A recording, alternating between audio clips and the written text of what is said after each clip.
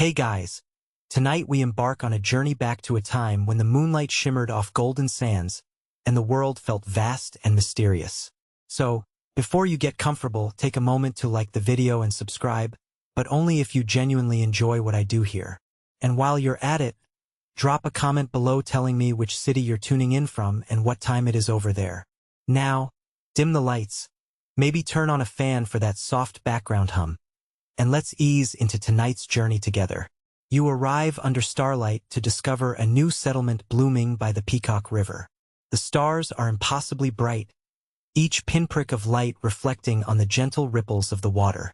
You step from your caravan onto the cool, damp earth of the riverbank. A faint breeze carries the scent of date palms and scorched sand, as if the desert itself is breathing around you. The river here is wide but shallow, curling like a blue serpent through a landscape of ochre dunes.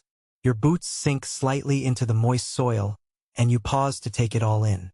Dates hang in heavy clusters above you, their sweet aroma mixing with the earthy perfume of freshly turned earth. Lanterns hang from rough-hewn posts, casting pools of warm light around tents stitched from goat hair. Smoke trails rise from small hearth fires where families cook simple meals of flatbread and goat cheese.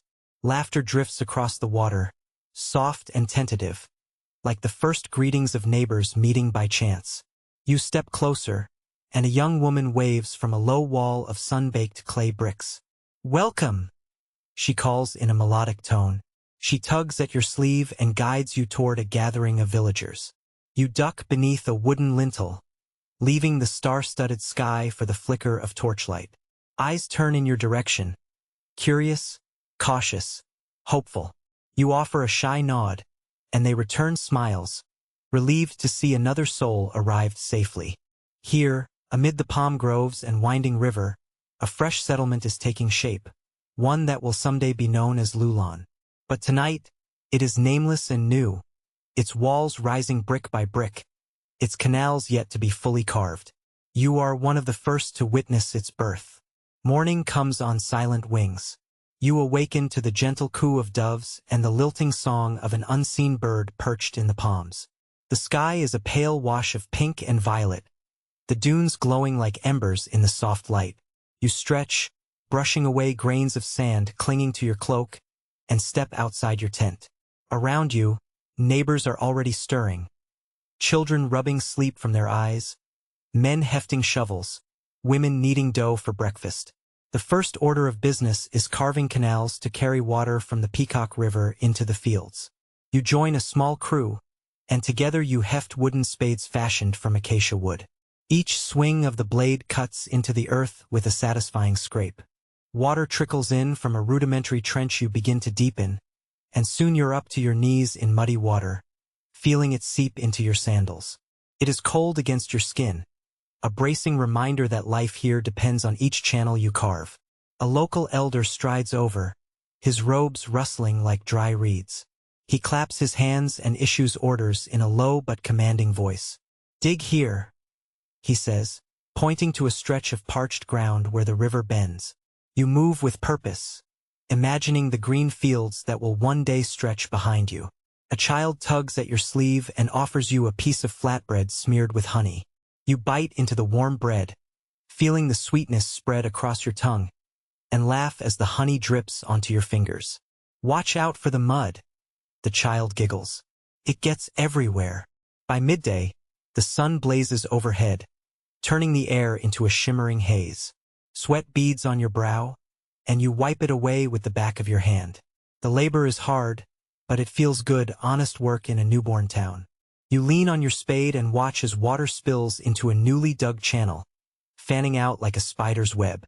Tiny seedlings, wheat or barley, will be planted along this very bank, destined to feed generations to come. As the sun dips low, casting long shadows across the dunes, the community gathers around a central fire pit. Palm fronds crackle, and the scent of roasting grains drifts through the air. You sit on a low bench carved from a fallen date palm trunk, telescope of stars overhead. An elder speaks, recounting the dream that brought everyone here. A vision of water carving life from the desert, of a kingdom that will stand for 1,000 years. You nod along, feeling the weight of promise in his words.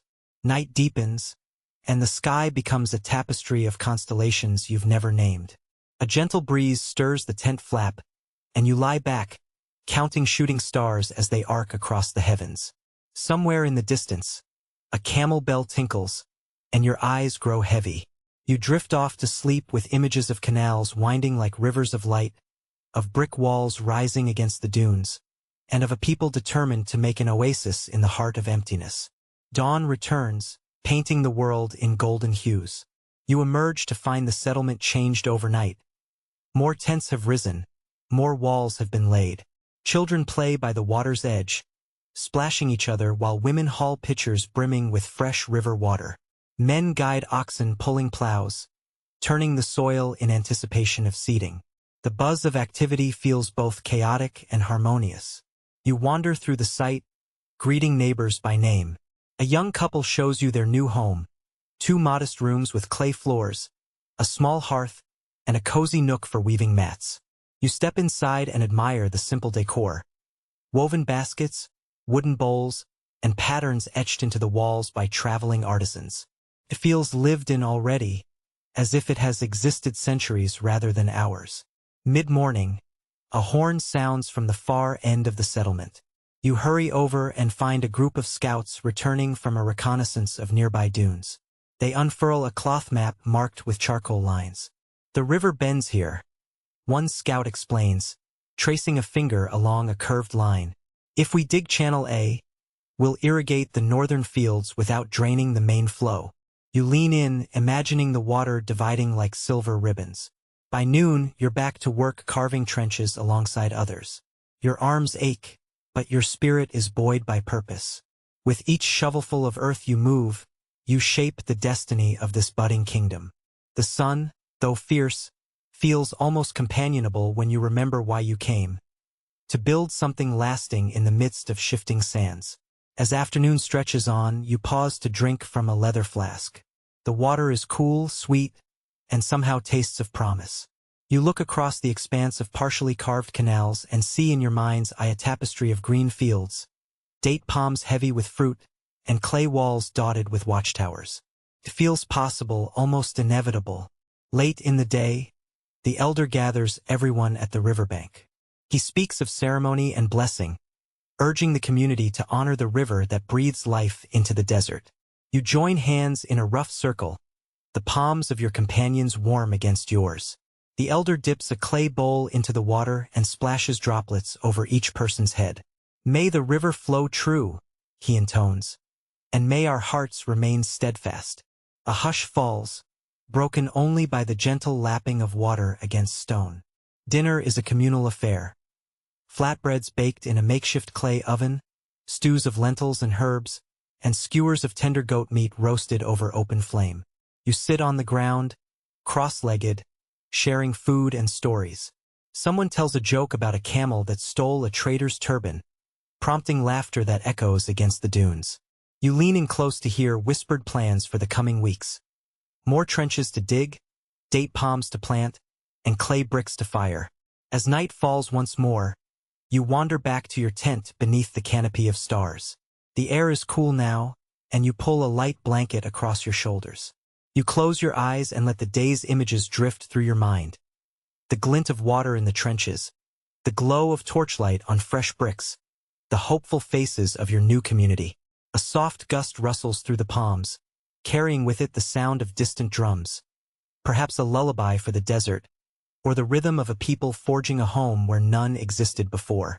Sleep claims you gently, and your last waking thought is of tomorrow's dawn, when you will rise again to carve more canals and shape the dream of Loulan into reality. Because in a world that often feels harsh and unforgiving, here, by the river under an endless sky, you have found a place where life takes root in the most unlikely of places. You wake before dawn, the horizon a thin ribbon of pale light unfurling across the dunes. The air is cool against your skin, a fleeting gift before the sun's fierce ascent. You slip from your sleeping mat and step onto the dew-kissed ground beyond your tent flap. A light mist hovers over the winding ribbon of the Peacock River, and you draw in a deep breath, tasting its promise of life. All around you, Silhouettes of your neighbors stand bent over their work, shovels raised, backs hunched, as they carve the first veins of water through thirsty earth. Your spade feels oddly reassuring in your calloused hands, its acacia wood shaft worn smooth by yesterday's labor. Each early swing cleaves a chunk of soil free, sending it tumbling into the half-formed trench. You move in time with the others, a silent orchestra of digging, each thud and scrape a note in the composition of this newborn kingdom. The river's gentle murmur underscores your toil, a lullaby for the land you are shaping. By mid-morning, the sun hovers above like a molten disk. Sweat soaks through your linen tunic, and you barely notice the weight of heat as you master your rhythm. Your trench has deepened by nearly a cubit, its walls steep and raw. Small rivulets of water, coaxed from the river's edge, seep into the new channel. They gleam like silver snakes winding toward the fields beyond. You pause, wiping mud from your forehead, and cup your hands beneath a trickle. It is cold, urgent, insistent, a reminder that every drop counts here. A group of women arrives carrying woven baskets of reeds and clay. They kneel at the trench's lip, weaving the reeds into crude aqueduct guides that will later be sealed with clay to prevent leakage. You crouch alongside them, your fingers deft despite the mud that clings like cold fingers. A child trails behind, his laughter tinkling like bells, and he pokes at the water's edge with a stick. When you catch his eye, he grins and splashes you, sending droplets that catch the sunlight. You let out a theatrical groan. Hey, save some water for the fields! And the group erupts in warm laughter. The elder strides among you, bamboo slip in one hand, reed measure in the other. His robes brush the ground like dry reeds, and his eyes, sharp despite his years, scan every blade of grass, every ripple of water. He pauses beside your trench and raises one finger. Angle must be precise, he murmurs, pointing to the far end where the canal must drop ever so slightly to keep the flow steady. He speaks in measured tones, each word deliberate. You nod and adjust your spade's angle, picturing how the current will slip along the gradient, never still, never too swift. Voices drift across the trench. Talk of planting barley once the channels are finished, rumors of caravans bringing wool and incense from distant lands, and playful jibes about the camel's impatience with human labor. Mud today, riches tomorrow. Someone quips, and you laugh, imagining the moment when golden stalks ripple in the breeze. You lean back, wiping grit from your mouth, and the women beside you offer you a piece of flatbread smeared with date molasses. You bite down, the sweetness bursting on your tongue, and for a moment the world narrows to the joy of shared labor and simple fare. At midday a horn sounds, a hollow call echoing across the water and dunes. You set your spade aside and join the others at a shaded area beneath a row of young palm shoots. The shade is pallid, but you welcome it. You sit on the cool earth and unwrap a goatskin flask, drawing a long drink before passing it to the elder. He nods in thanks, his lips brushing the flask's neck. Around you, laughter mingles with the murmur of conversation. Plans for marking property lines once irrigation is done, debates over where best to build storage granaries, and the customary complaints that even the breeze picks favorites among the workers. The break is brief. Soon, the elder motions for everyone to return to the trenches. He places stakes along the canal's course, each marked with charcoal tally marks denoting elbow breadths of depth and width. You follow his lead, adjusting your trench to align perfectly with these guides. The afternoon sun climbs high, and your spade cleaves the earth in a steady pattern. Dig, lift, cast aside, repeat. Your arms thrum with exertion, each movement carving not only soil, but the future of this desert cradle. A sudden gust kicks up sand, blasting your face with gritty particles. You squint and pull your headcloth tighter, your heart thumping in your chest. When the wind dies down, the river seems to glow beneath the sun's fierce glare, and distant dunes ripple like waves. You inhale, tasting the dust and water in the same breath, and feel an odd kinship with this landscape, as unyielding and unforgiving as it is capable of granting life. By late afternoon, the trench stands complete. A neat channel carved 2 cubits deep, 4 cubits wide, and stretching nearly a stadium length toward the fields. Water gushes in, filling the furrow until it ripples and flows onward, dividing into smaller branches that will feed each plot. You step back, spade still in hand, and watch the water's journey. It rushes at first, then settles into a languid current that winks up at you in the dying light. The elder lifts his hand for silence. His voice carries over the water, soft yet resonant. Today, we have harnessed the river's gift. Tomorrow we will shape gates and barriers. Rest now, for the land sleeps with us. A cheer rises, and you clap alongside the others, the sound echoing faintly against the dunes. Nightfall brings a chorus of frogs and the low hum of insects drawn to the new irrigation pools. You walk back to your tent, every muscle aching with the satisfaction of honest work. Inside, a modest meal awaits. Barley porridge scented with cumin and coriander, hunks of goat cheese, and a cluster of fresh dates. You eat slowly, savoring each bite as the air cools around you. Outside, lanterns flicker like fireflies strung along the clay walls. You lean against your tent's post, gazing at the water channels you helped carve. Under the celestial dome, the river's path glows softly, and you imagine rows of green to come, wheat, barley, perhaps even melons, spreading their leaves toward the sun. You trace the canal's curves with your eyes, remembering the precise angle you dug, the extra effort to clear stubborn stones, and the laughter that lightened the hardest moments. A breeze stirs the palms overhead, and you let your mind drift. You recall the morning's first swing of the spade, the camaraderie of shared labor, and the elder's quiet guidance. Here, in this moment, you understand the heartbeat of Loulan. It is not the river alone, but the people who harness its flow, your hands in the earth, your breath in the mist, your hope in every drop of water. As you settle onto your mat, the world feels both immense and intimate. The dunes stretch beyond sight, but in your trench lies a ribbon of life, a promise that you awaken to the low drumbeats that ripple through the morning air like distant thunder. The sun peaks over the eastern dunes, painting the sky in hues of rose and gold. Today is no ordinary day. It is the day when this fledgling settlement will unite under a single leader, chosen by the chieftains and elders who have carved canals, raised walls, and tamed this desert refuge. You step from your tent into a scene buzzing with anticipation. Men polishing spears, women laying colorful mats, and children scampering about in new tunics dyed with saffron and madder. The heart of the camp has been transformed overnight. Where trenches once sliced through the earth, there now arches a temporary platform of woven reeds and fresh date wood beams. Palm fronds crown its corners, and the river's edge has been cleared to provide seating on sun-warmed stones. Every visible surface, walls, wooden beams, even the linen tents, bears fresh paint in ochre and crimson, their patterns depicting winding irrigation channels and date palms laden with fruit. The air carries the scent of incense, juniper and cedar, burning in clay braziers that heat the morning breeze with sweet smoke. You weave through the crowd in your own clean tunic, the dust of labor washed from your skin and replaced with a hint of sandalwood from yesterday's bath.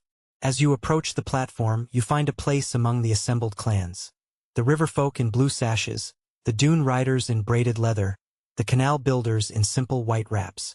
Each group murmurs softly among themselves, their faces alight with hope and curiosity. You exchange nods and greetings, catching bits of conversation. Do you think he will choose the youngster from the Xian Plains? I heard the river folk favor Anukara for her wisdom. I just hope he doesn't trip over his robes when he steps forward. In the center of the platform stands the Elder Council. 5 figures robed in deep indigo and ochre, each holding a carved ivory scepter. Their lined faces reflect years of authority, their silent presence commanding respect. Behind them, hanging from a crossbeam, is the great banner of Loulan, a stylized peacock in flight, its tail feathers fanned into delicate channels that echo the irrigation veins you helped dig. The banner flutters gently in the morning breeze, as though the very desert winds bless this moment. At the river's edge, you notice a small procession forming. The candidates for leadership, 3 in number, stand waiting, each flanked by guards bearing polished spears and reed shields. The first is a tall, broad-shouldered warrior named Barutesh. His ebony hair braided with silver beads and his eyes steady under a heavy brow. He wears a cloak spun from camel wool, dyed deep blue, its hem embroidered with the river's currents. The second is Anukara, a slender woman whose calm gaze hints at knowledge beyond her years. Her robe is ivory linen, painted with symbols of grain and water. The third candidate is Guruma, a seasoned chieftain known for her skill in negotiation. Her sturdy leather jerkin is adorned with small metal bells that chime softly as she moves. You take a deep breath, feeling the rhythm of the drums sync with your pulse. The drums fall silent, and a hush settles. One of the indigo-robed elders steps forward, raising his scepter. His voice, carried through a reed horn, rings out across the hush. People of our desert home, we stand today at the turning of an age. From these sands, life has sprung. From the river, abundance. But to bind our destiny, we need a leader whose vision and courage will guide us through sun and storm alike.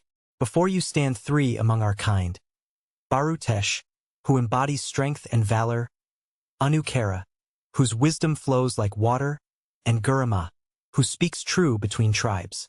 The elder's gaze sweeps the crowd, and your heart tightens. You recall the days you worked side by side with these people, lifting beams, digging trenches, raising bricks, and you feel the weight of your own hopes resting on this choice. Which trait matters most? Should courage rule, or wisdom, or the art of bringing people together? The elder continues, each candidate shall speak to us in turn, and then the council will cast the stones of decision. With a graceful motion, he signals. Barutesh steps forward first. You lean in to catch his words. My friends, his voice booms. We have wrestled life from the desert's grasp. I have stood at the front lines, guarding our walls through sandstorms and skirmishes. I will stand for you with the same resolve. Under my watch, no dune will reclaim these walls, and no foe will breach our gates. He lifts his right hand, palm open to the sun. I will be your shield. His words stir the crowd. Some nod in solemn agreement, while others exchange glances. You feel the truth in his promise, but also the hardness, like steel forged at the riverbank. Next, Anukara glides forward, her robes whispering against the stones. Brothers and sisters, she begins, voice calm and intentional. The river does not carve its course through force. It embraces the land, shaping life patiently, inch by inch. So must we craft our future, with foresight, compassion, and balance. I have seen the river's lessons.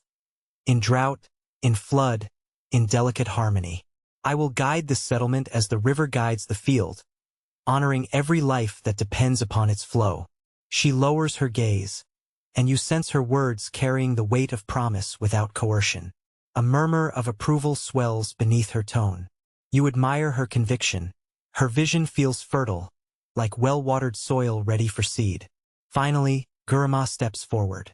She faces the assembled clans and offers a small, even smile. I speak many tongues, she says softly.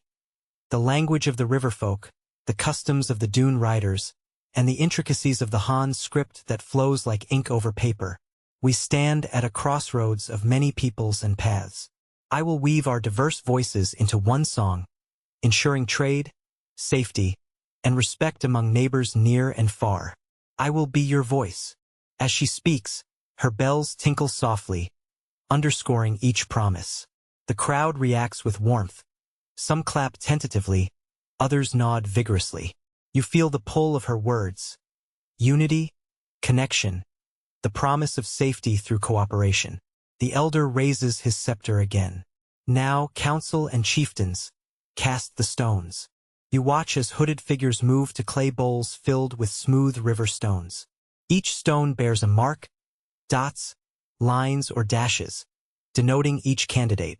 One by one, stones tumble into a shallow basin beneath the platform, making soft echoes against stone. You hold your breath until the last stone drops. Silence reigns. Then the elder inclines his head and calls to the basin. He scoops out a single stone, stained with wet clay, and reveals its mark. Corresponds to Anukara. A ripple of awed shock breaks the silence. The water woman has been chosen. Anukara steps forward as if in a dream. Her face is calm, but you see her shoulders tense slightly. The elder takes a bowl of rosewater and, dipping his hand, sprinkles droplets across her brow.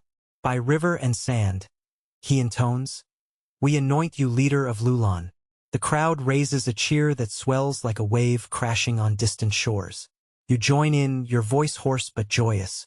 As Anukara stands on the platform, the great banner is unfurled fully behind her, and chant-like calls rise from the assembled. Children run forward to present her with a garland of date-palmed fronds, and clan elders offer her cups of wine spiced with juniper berries. You catch a smell of honey and sesame as the offering passes near. Stepping away from the platform, Anukara turns to the gathered. "My people," she says with quiet strength, "we are born of this land and nourished by this river. I vow to listen as the river listens, to carry your hopes as the river carries life. Let us build Loulan not as tribes but as one heart beating under the same sky." Her words settle over you like gentle music. You feel the energy of unity, of shared purpose woven from countless individual hands. The morning sun climbs higher, but you barely notice its heat. Today, the channel of leadership has been carved, and you know that your river-born kingdom has found a steady current. As the ceremony concludes, Anukara descends the steps to mingle with the crowd. You step forward, your own cup of wine in hand. When she reaches you, she inclines her head. "Thank you," she says simply, eyes bright with determination. "I will need your strength and spirit to guide us." You offer your hand in solidarity, and she grips it firmly. Now follows the feast. Long tables are heaped with flatbreads dotted with dates, bowls of roasted lentils spiced with coriander, platters of skewered goat and lamb, and earthenware jugs of wine tinted red with pomegranate seeds. You settle on a low cushion beside a group of villagers, dipping bread into olive oil and crushed garlic, savoring the tang as you exchange stories of the morning's vows. Children, you awaken to a pale dawn lit by lanterns hung along the riverbank.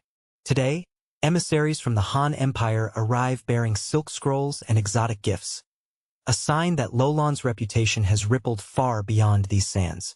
As you step into the crisp morning air, the sky is a canvas streaked with pink, and the river's surface mirrors the first light. The settlement buzzes with activity. Banners are hoisted, tents are rearranged, and a makeshift pavilion of woven reeds stands waiting at the water's edge. Your breath catches at the sight of the pavilion's ornamentation. Silk panels, brought here by the envoys, flutter in the breeze, dyed in deep crimson and azure, each stamped with the imperial seal. The rich fabric contrasts vividly with the rougher goat hair tents behind it, a reminder of the world beyond. Under the pavilion, a polished wooden table supports lacquered boxes and jars. Lacquerware cups from the south, jars of preserved olives, and metal mirrors that catch your reflection with startling clarity. The drums sound, low and steady. You join the line of villagers arrayed along the pavilion's approach, each clan represented by its finest. The riverfolk in azure embroidery, the dune riders in leather cuirasses, and the canal builders in pristine white tunics. You straighten your posture, adjusting the sash at your waist. Today, appearances matter as much as hospitality. A herald in a tasseled cap steps onto the platform and raises his hand. His voice, amplified by a reed horn, carries across the river. "People of Loulan, we greet you in the name of the Han Emperor, Son of Heaven, Grand Unifier of the Middle Kingdom." His envoy, Xiongnu, comes bearing words of alliance and gifts of friendship. He bows deeply. Then one by one you see the Han emissaries stepping forward. First is Xiongnu himself, tall, lean, his black hair bound in a topknot, adorned with a single jade ornament. His robes are pale green, stitched with golden threads that trace dragons in flight. At his side stands a scribe, ink-stained and keen-eyed, a bamboo brush tucked behind his ear. Behind them, two guards in lamellar armor stand silent as stone, their halberds gleaming in the dawn light. Xiongnu bows to the assembled council, then turns to face you and your neighbors. "By imperial decree," he begins, his voice measured and courteous, Loulan stands at the nexus of silk and spice, of sand and sky. The Han court wishes to secure safe passage for its caravans through your land, and in return, offers the treasures you see before you. He gestures to the lacquerware and mirrors, then unrolls a scroll sealed with crimson wax. An elder steps forward to receive it, his fingertips brushing the seal with reverence. The scroll unravels, revealing characters penned in finely brushed ink. An imperial proclamation declaring Loulan a protectorate, granting rights to trade under the emperor's banner, and bestowing honorary titles on Anukara and the council. The crowd murmurs, astonished by the weight of these words. You feel the import of this moment. Your oasis, born of sweat and shovel, now stands recognized by the greatest power of the age. But with prestige comes responsibility and burden. You recall caravans traversing scorching passes, laden with silk, jade, and spices, relying on Loulan's water and goodwill to survive. Xiongnu continues. To commemorate this bond, His Majesty presents these gifts: silk fabric for your cloaks, metal mirrors for your homes, and seeds of flax and mulberry for your fields. May they bring warmth, reflection, and sustenance to your people. He nods, and attendants place folded silk bolts at your feet. You run a hand across the smooth weave, marveling at its cool softness. Next, the scribe produces bamboo slips bound with silk ribbon. These, Xiongnu explains, contain the emperor's words of guidance, treaties of protection, stipulations for safe trade routes, and records of goodwill to last through generations. You watch as the council examines the slips, tracing the characters with careful fingertips. The script is beautiful and foreign, each stroke flowing like water on parchment. As the ceremony unfolds, you step forward with a small offering of your own. A jar of fresh dates from the river's banks, their skins lustrous and sweet-scented. A child beside you holds the jar, presenting it with a shy bow.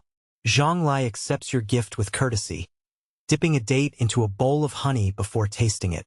His eyes light with appreciation, and you sense genuine respect sparkling in his gaze. The pavilion's shade grows cooler as the sun climbs, and attendants serve spiced teas in lacquerware cups, their aroma rich with mint and wild herbs. You sip slowly, relishing the blending of flavors, bitterness, sweetness, and a hint of earth. Around you, emissaries converse in halting exchanges, your tongue struggling with Han accents, their stumbling over local terms. Laughter bridges the gaps, and for a brief moment, differences dissolve in shared humanity. After the formalities, the envoys invite you to explore their traveling camp across the river. You step onto a narrow wooden plank bridge, its boards creaking underfoot. On the far bank, tents of white silk flare against the dunes like gleaming sails. Inside one, you find rolls of silk in every conceivable shade. Indigo as deep as twilight, scarlet bright as a desert flower, and pale gold shimmering like dawn. A merchant explains how silk is made. Moths raised in distant valleys, cocoons unwound into fine threads, and skilled weavers weaving them into cloth. You marvel at the process, picturing fields of mulberry trees and the gentle hum of looms. The merchant presses a sample into your hand, a square of brocade patterned with phoenix and water motifs, and you feel the raised threads under your fingertips, like secret messages encoded in fabric. Nearby, another tent houses stacks of metal mirrors, their polished surfaces reflecting the sun in dazzling arcs. A craftsman demonstrates how to burnish them to a shine, his rag moving in swift circular motions. When you take a mirror in your hand, you see your own face, a stranger's face, in perfect clarity. You startle, unused to such precision, and laugh when the craftsman nods knowingly. Across the camp, jars of preserved fruits and olives are offered. You taste a plum steeped in honey and spices, its flesh tender and perfumed. You share it with a Han guard, and his stern features soften in pleasure. He claps his companion on the shoulder, as if to say, "See, their date preserves rival hours." And the two of them laugh in hearty camaraderie. At midday, Xiongnu invites Anukara, the council, and you to a communal meal beneath a canopy of silk. Low tables groan under the weight of dishes. Rice cooked with pomegranate seeds, roasted fowl glazed with honey, and flatbreads sprinkled with sesame. You sit cross-legged, scooping rice with your right hand and passing dishes with your left, mindful of both local and Han customs. Conversation flows about the river's fluctuations, the upcoming planting season, and the best routes through the mountains to the west. The emissaries share tales of distant capitals, of palace intrigues and festivals that last moon after moon. In return, you speak of the river's moods, of sandstorms that arrive without warning, and of your dreams for Loulan's future. When wine is served, honey wine spiced with cinnamon, you taste its warmth and raise a cup to Xiongnu. He smiles and clinks cups with you, the sound ringing like laughter itself. Around the circle, boundaries dissolve. Riverfolk and dune riders, Han envoy and local laborer, all united by shared feast and fellowship. As afternoon wanes, the diplomats prepare to depart. Xiongnu stands, folding his silk robes with care. May our friendship endure like the river's flow, he intones. Loulan shall be our beacon in the west, and Han our partner in peace. He bows deeply, and you mirror his gesture. The caravan moves off, the tents closing like petals at dusk. You watch from the pavilion as silk banners retreat across the river, carried by camel beasts and the promise of future exchanges.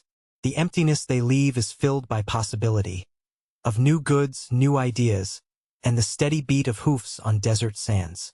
Later, as evening falls, you gather with neighbors to discuss the day's events. Silk bolts are draped across tent poles, and mirrors gleam in lamp light. Seeds of flax and mulberry are distributed for planting, and plans are made for future trade caravans to establish way stations along the routes. You contribute your name to a list, guardian of the Western Causeway, charged with guiding Han traders safely to Loulan. Night deepens, and you step outside to stand by the river. The moon rises, silvering the water's ripples, and you hold a shard of silk in your hand, its threads fluttering in the breeze. You think of distant Han cities, of brocade palaces and dragon-draped thrones, and you realize how small you wake to the low rumble of hooves drifting across the sands, a distant drumbeat that quickens your pulse. The early light of dawn paints the dunes in burnished gold and rose, and you step from your tent onto the cool morning ground. A brisk breeze stirs the date palms, carrying with it faint wisps of dust that dance along the irrigation channels. Today, you will ride out to meet the Xiongnu horsemen who've appeared on the horizon. Tall silhouettes against the dunes, their banners snapping like thunderclaps in the desert wind. You join a small escort gathered at the edge of camp. Seasoned riders from the Dune Riders clan, their leather jerkin vests worn smooth by years of sun and sand, and a handful of riverfolk mounted on stout, sure-footed ponies. You settle into your own saddle, leather creaking beneath you, and adjust the reins. The horse beneath you snorts and paws at the sand, eager to move. You give a firm nod to the clan leader, a weathered man named Torubal, whose dark eyes gleam with both caution and curiosity. A horn sounds, a low, wavering call that echoes across the river's curve, and the column begins to move. Your horse's hooves drum a steady rhythm as you ride along the riverbank, leaving behind the green fields you helped irrigate. Date palms rustle overhead, and the river's surface reflects your passing like a ribbon of quicksilver. In the distance, dune shadows shift and stretch, revealing the first outlines of distant tents and banners. As you press into the open sand, the desert unfurls before you, its dunes rising like waves frozen in time.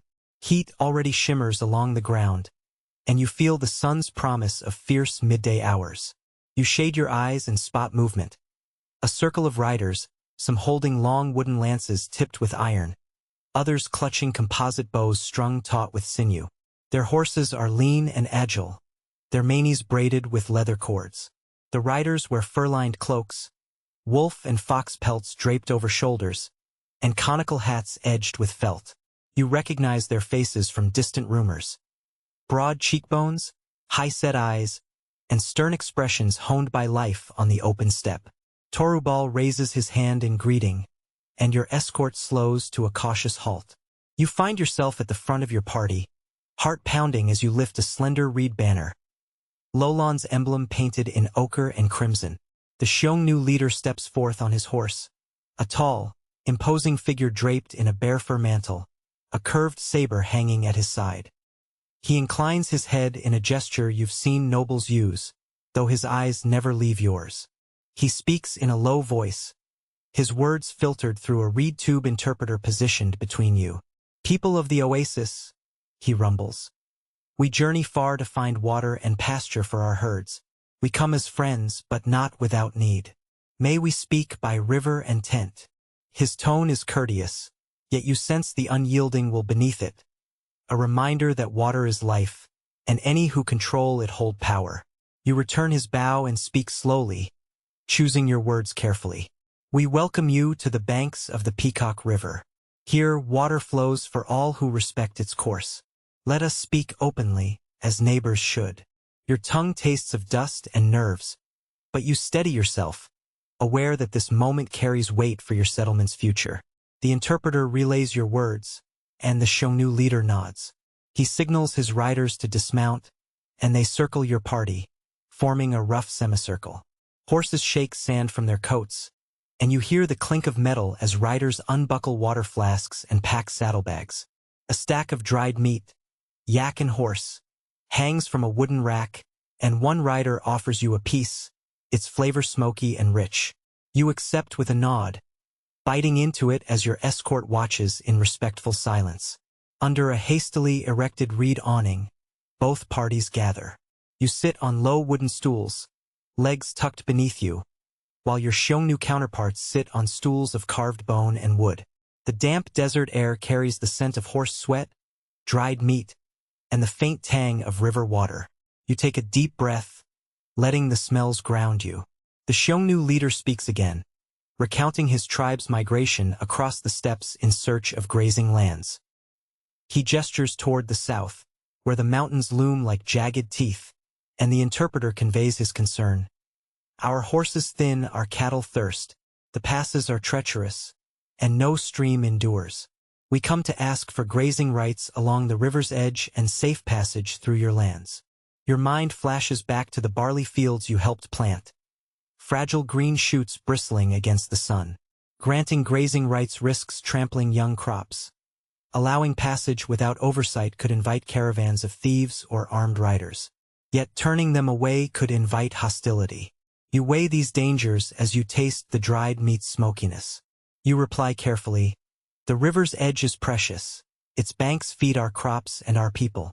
Yet we respect those who honor its flow.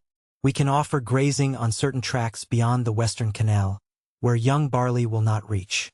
In return, we ask that no horse stray beyond marked zones, and that any incidents be addressed by our council." The Xiongnu leader listens, his expression unreadable. A hush falls. Then he inclines his head slowly, acceptance. "Agreed," he says.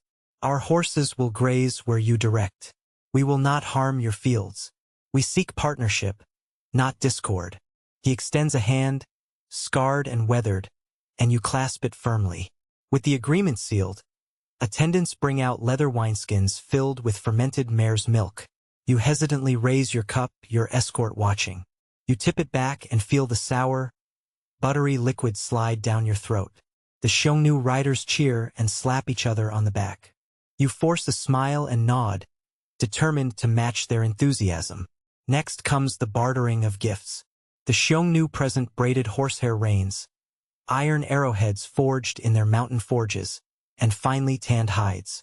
In exchange, you offer woven mats, clay cups stamped with Loulan's emblem, and dried fruits packed in reeds. Each gift is offered with ceremony. Both parties bow, sip wine, and exchange nods. As the sun climbs, the heat intensifies. Shadows shrink beneath you, and you seek refuge under the reed awning. A breeze carries the distant call of a water bird, a reminder of life's fragility here. You glance at the Xiongnu leader, who stands, brushing sand from his cloak. He motions for a ride along the riverbank to inspect the grazing lands you've delineated. You mount your horse again, Torubal and two riders flanking you. The Xiongnu leader and his second-in-command fall in behind. You guide your horse along the Western Canal, its water shimmering emerald against baked earth.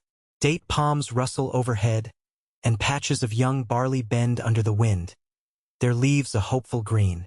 The Xiongnu leader nods in approval, gesturing for his mounts to graze on a nearby tract of sandy soil, where no crops have yet been sown. You point out markers, tall reeds tied with crimson thread, denoting the permitted grazing zone. The leader studies them carefully, then kicks his horse forward to graze. Horses follow, heads low, nibbling at desert grasses pushing through sparse soil. You exhale, tension easing in your chest.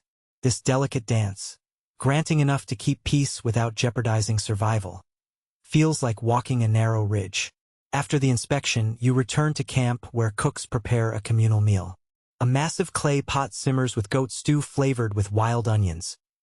Bread is baked on hot stones, and pomegranates are sliced, their seeds glinting like rubies. Both parties share the feast, dipping bread into stew and passing platters of fruit. Laughter bubbles up as Xiongnu riders demonstrate horseback games, tossing small balls with lances, while your people teach them simple riverbank games involving shells and stones. In the lull, you sit beside the Xiongnu second-in-command, a younger man named Barak, whose eyes are quick and curious. He picks up a clay cup and asks you, through the interpreter, about the canal's origins. You recount how you and your neighbors dug the first trench by moonlight, how the labor was hard but hopeful. He nods thoughtfully, stroking his short beard. Your people are strong, he says, to shape sand and water. We respect that. You feel pride swell, a warmth deeper than the desert sun. Here, among riders hardened by frost and ice in northern steppes, your settlement's humble canals earn respect. You realize that camaraderie, born of shared food, shared laughter, shared necessity, is as vital as any treaty. As afternoon wanes, shadows lengthen across the sands. The Xiongnu leader calls his riders to mount, the camp falling silent as they sling pack saddles onto horses. He approaches you once more, extending a leather-wrapped scroll. It bears markings in ink, Xiongnu runes denoting the boundaries of grazing lands and the terms of passage. You accept and nod, unrolling it carefully. The interpreter confirms you wake before first light, the desert air surprisingly crisp as you slip from your tent. Across the settlement, lantern glow shimmers on the canals like a string of fireflies. Today's dawn at the bazaar promises a tapestry of sights, sounds, and scents unlike any you've known. An orchestra of foreign tongues, camel bells, and steaming pots of spiced tea. You tighten your sash, straighten your tunic, and step onto the packed earth lane leading toward the market heart. The bazaar is alive even in twilight's hush. Stalls of woven mats form winding corridors between tents dyed in ochre and indigo. Goose-down feather lamps hang from low posts, casting pools of warm light that flicker against the still dark sky. A hush of expectation drifts through the air, broken only by the soft murmur of traders lighting hearths and the distant bray of a camel greeting the day. You round the first bend and inhale the bazaar's scent. Sweet barley porridge mingling with cardamom and cinnamon, roasted sesame seeds cracked in large wooden mortars, and the smoky tang of burnt juniper bark. Smoke curls from clay braziers where vendors already grill skewers of minced goat mixed with wild herbs. Your stomach rumbles and you move forward with purpose. First comes the tea stall, its owner, a rosy-cheeked merchant named Ferric, kneading dough for freshly baked flatbreads. He greets you with a broad grin. Ah, traveler of Loulan, first cup on the house. He ladles steaming pale green tea infused with mint and safflower into a small clay cup, the aroma bright and herbal. You lift it to your lips, warmth unfurling in your chest as the sweetness coats your tongue. Around you, other patrons sip in contented silence, the drink's quiet comfort binding strangers in a shared moment. Beyond Ferric's stall, you step into a corridor of spice merchants. Jars of crushed red pepper, turmeric, and star anise line low shelves. One vendor, a portly man named Han Cho, beckons you over. For Loulan's finest stews, he boasts, scooping vivid orange powder into a small pouch. A dash conjures fire in your belly. He presses the pouch into your hand, nodding conspiratorially. You tuck it into your sash, promising a future taste test. Next, you find yourself before the textile row. Bolts of wool and silk drip from wooden frames, patterns of diamond and zigzag, dyed in deep indigo, saffron yellow, and pomegranate red. A woman weaver bends double over her loom, her nimble fingers threading colored threads into intricate geometric motifs. You admire her craft, each pass of the shuttle a heartbeat in the cloth's design. She holds up a finished panel, its texture soft yet sturdy, and you haggle over a length to drape across your tent door, both of you smiling wide when you settle on a fair price of handfuls of barley grain. A sudden clatter draws your attention. A pack of young traders herding goats and sheep through the bazaar's center. They call out their wares. Plump ewes, horned rams with bells around their necks, and kids bouncing behind. You pause to inspect, noting the animals' healthy coats and strong legs, essential for those seeking stock to replace losses in distant pastures. A trader offers you a kid in exchange for a basket of pomegranates. You consider, but decline politely, knowing your orchard's yield is reserved for future offerings to the river spirits. Around the livestock pens, spice caravans from far lands have set up smaller stalls.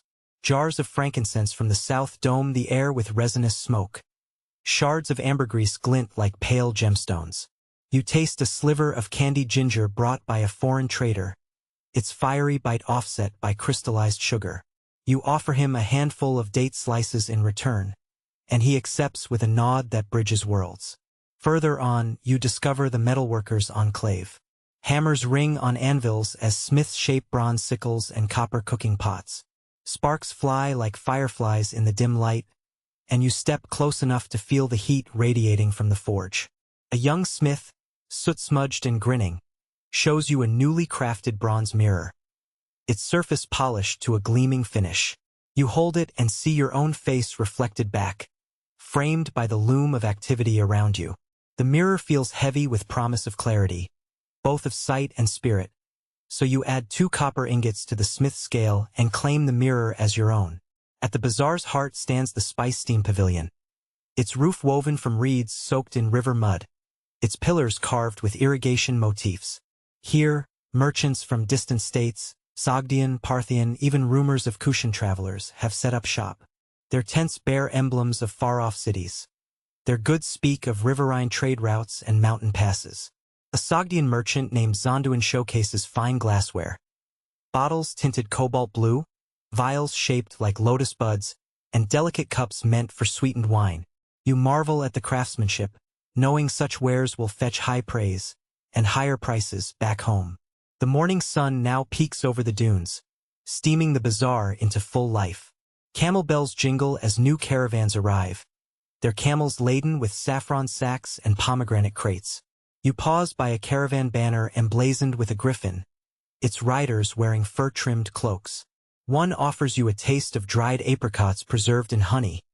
The sweetness lingers long after you swallow, painting your palate with warmth. Beyond the market stalls, a group of musicians gathers by the riverbank. They tune lutes, reeds, and frame drums in anticipation of the day's first performance. Their melodies will drift through the bazaar, a soundtrack for haggling merchants and curious visitors. You'll return later to hear them play songs of river journeys, of caravan winds, and of desert stars guiding lost travelers home.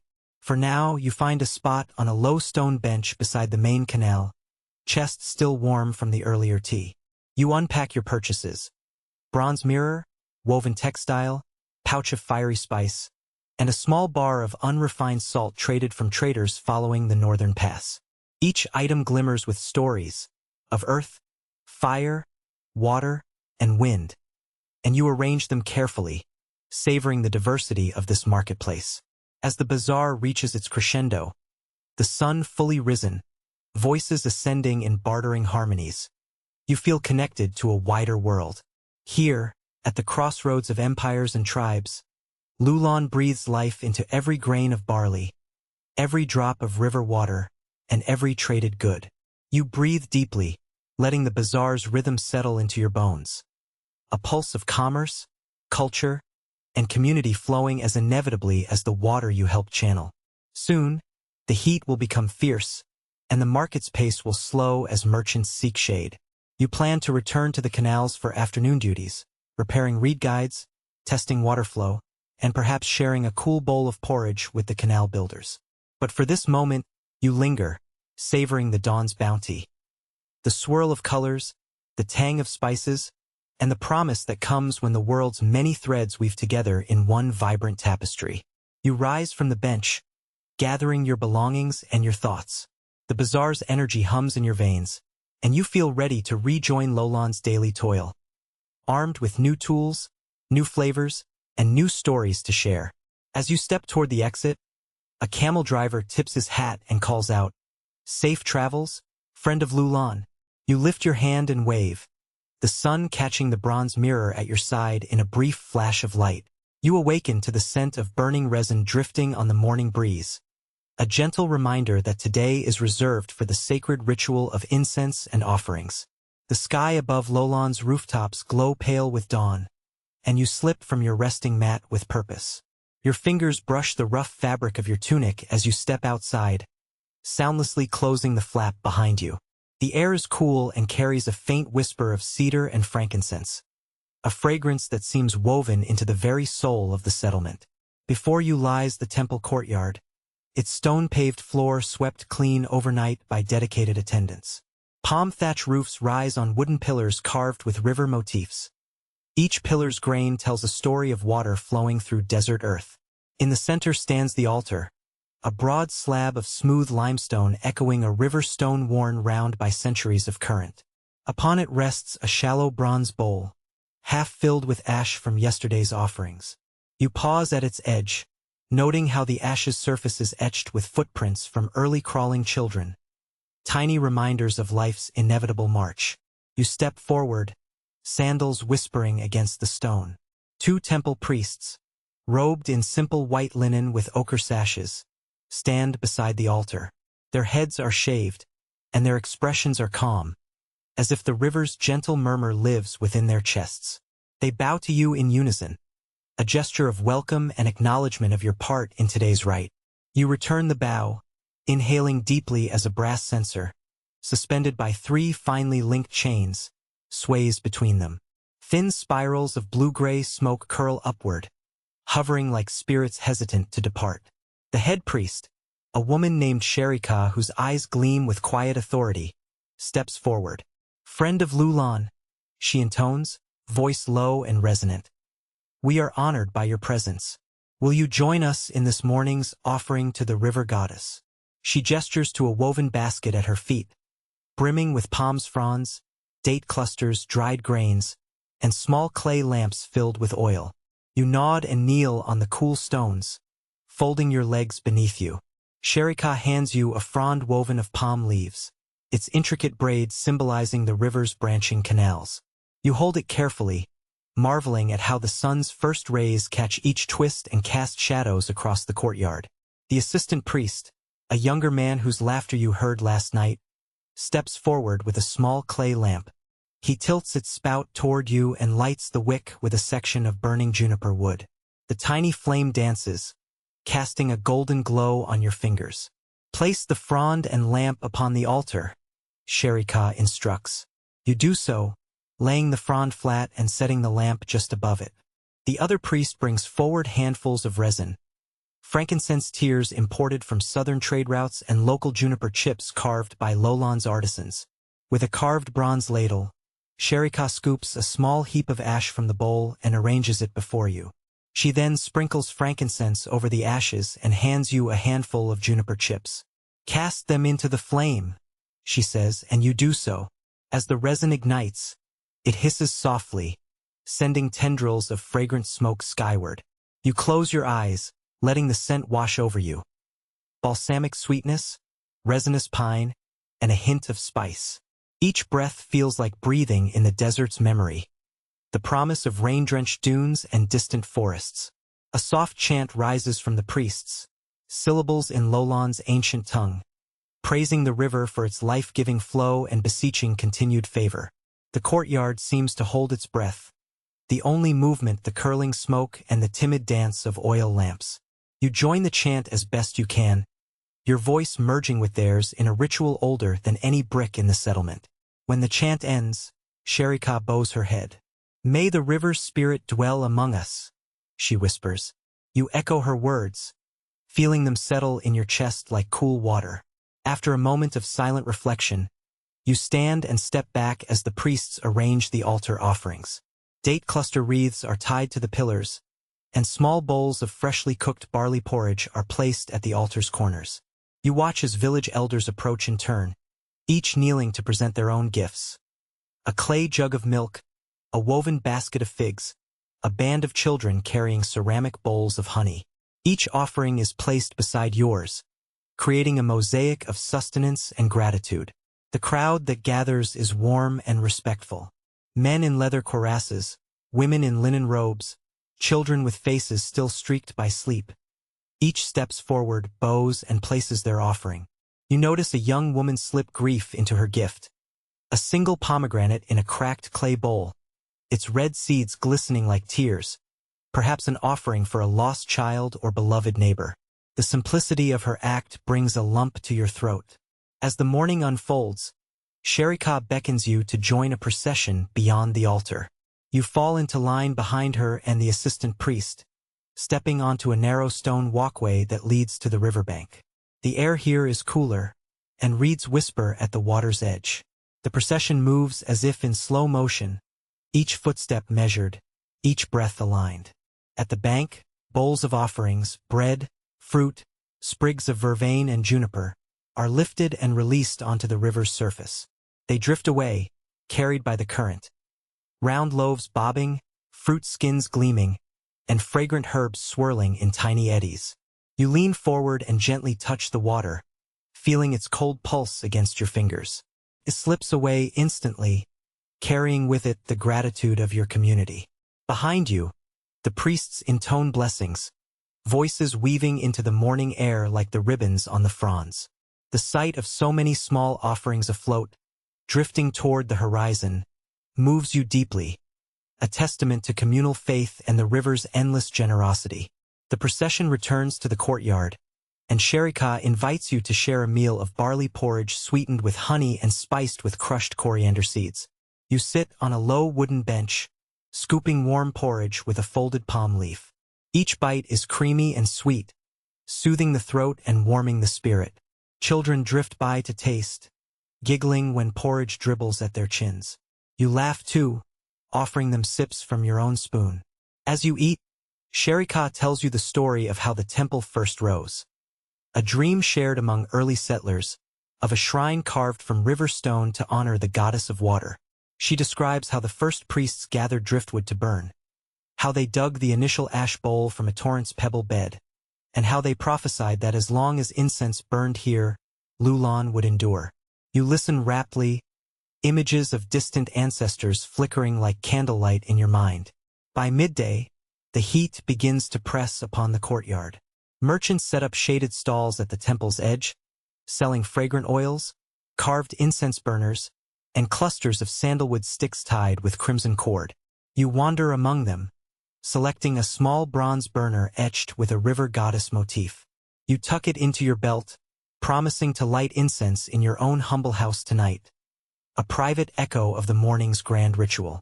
Beyond the stalls, artisans demonstrate their craft.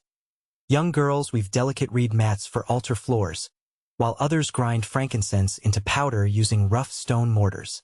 The grinding is rhythmic, a musical undertone to the marketplace.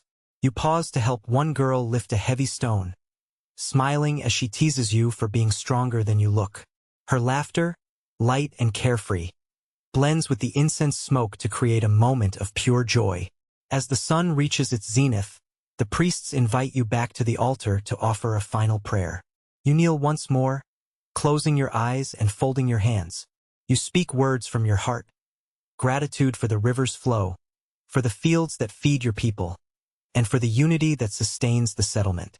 You pray for gentle rains, for fertile fields, and for the strength to carry your community through future trials.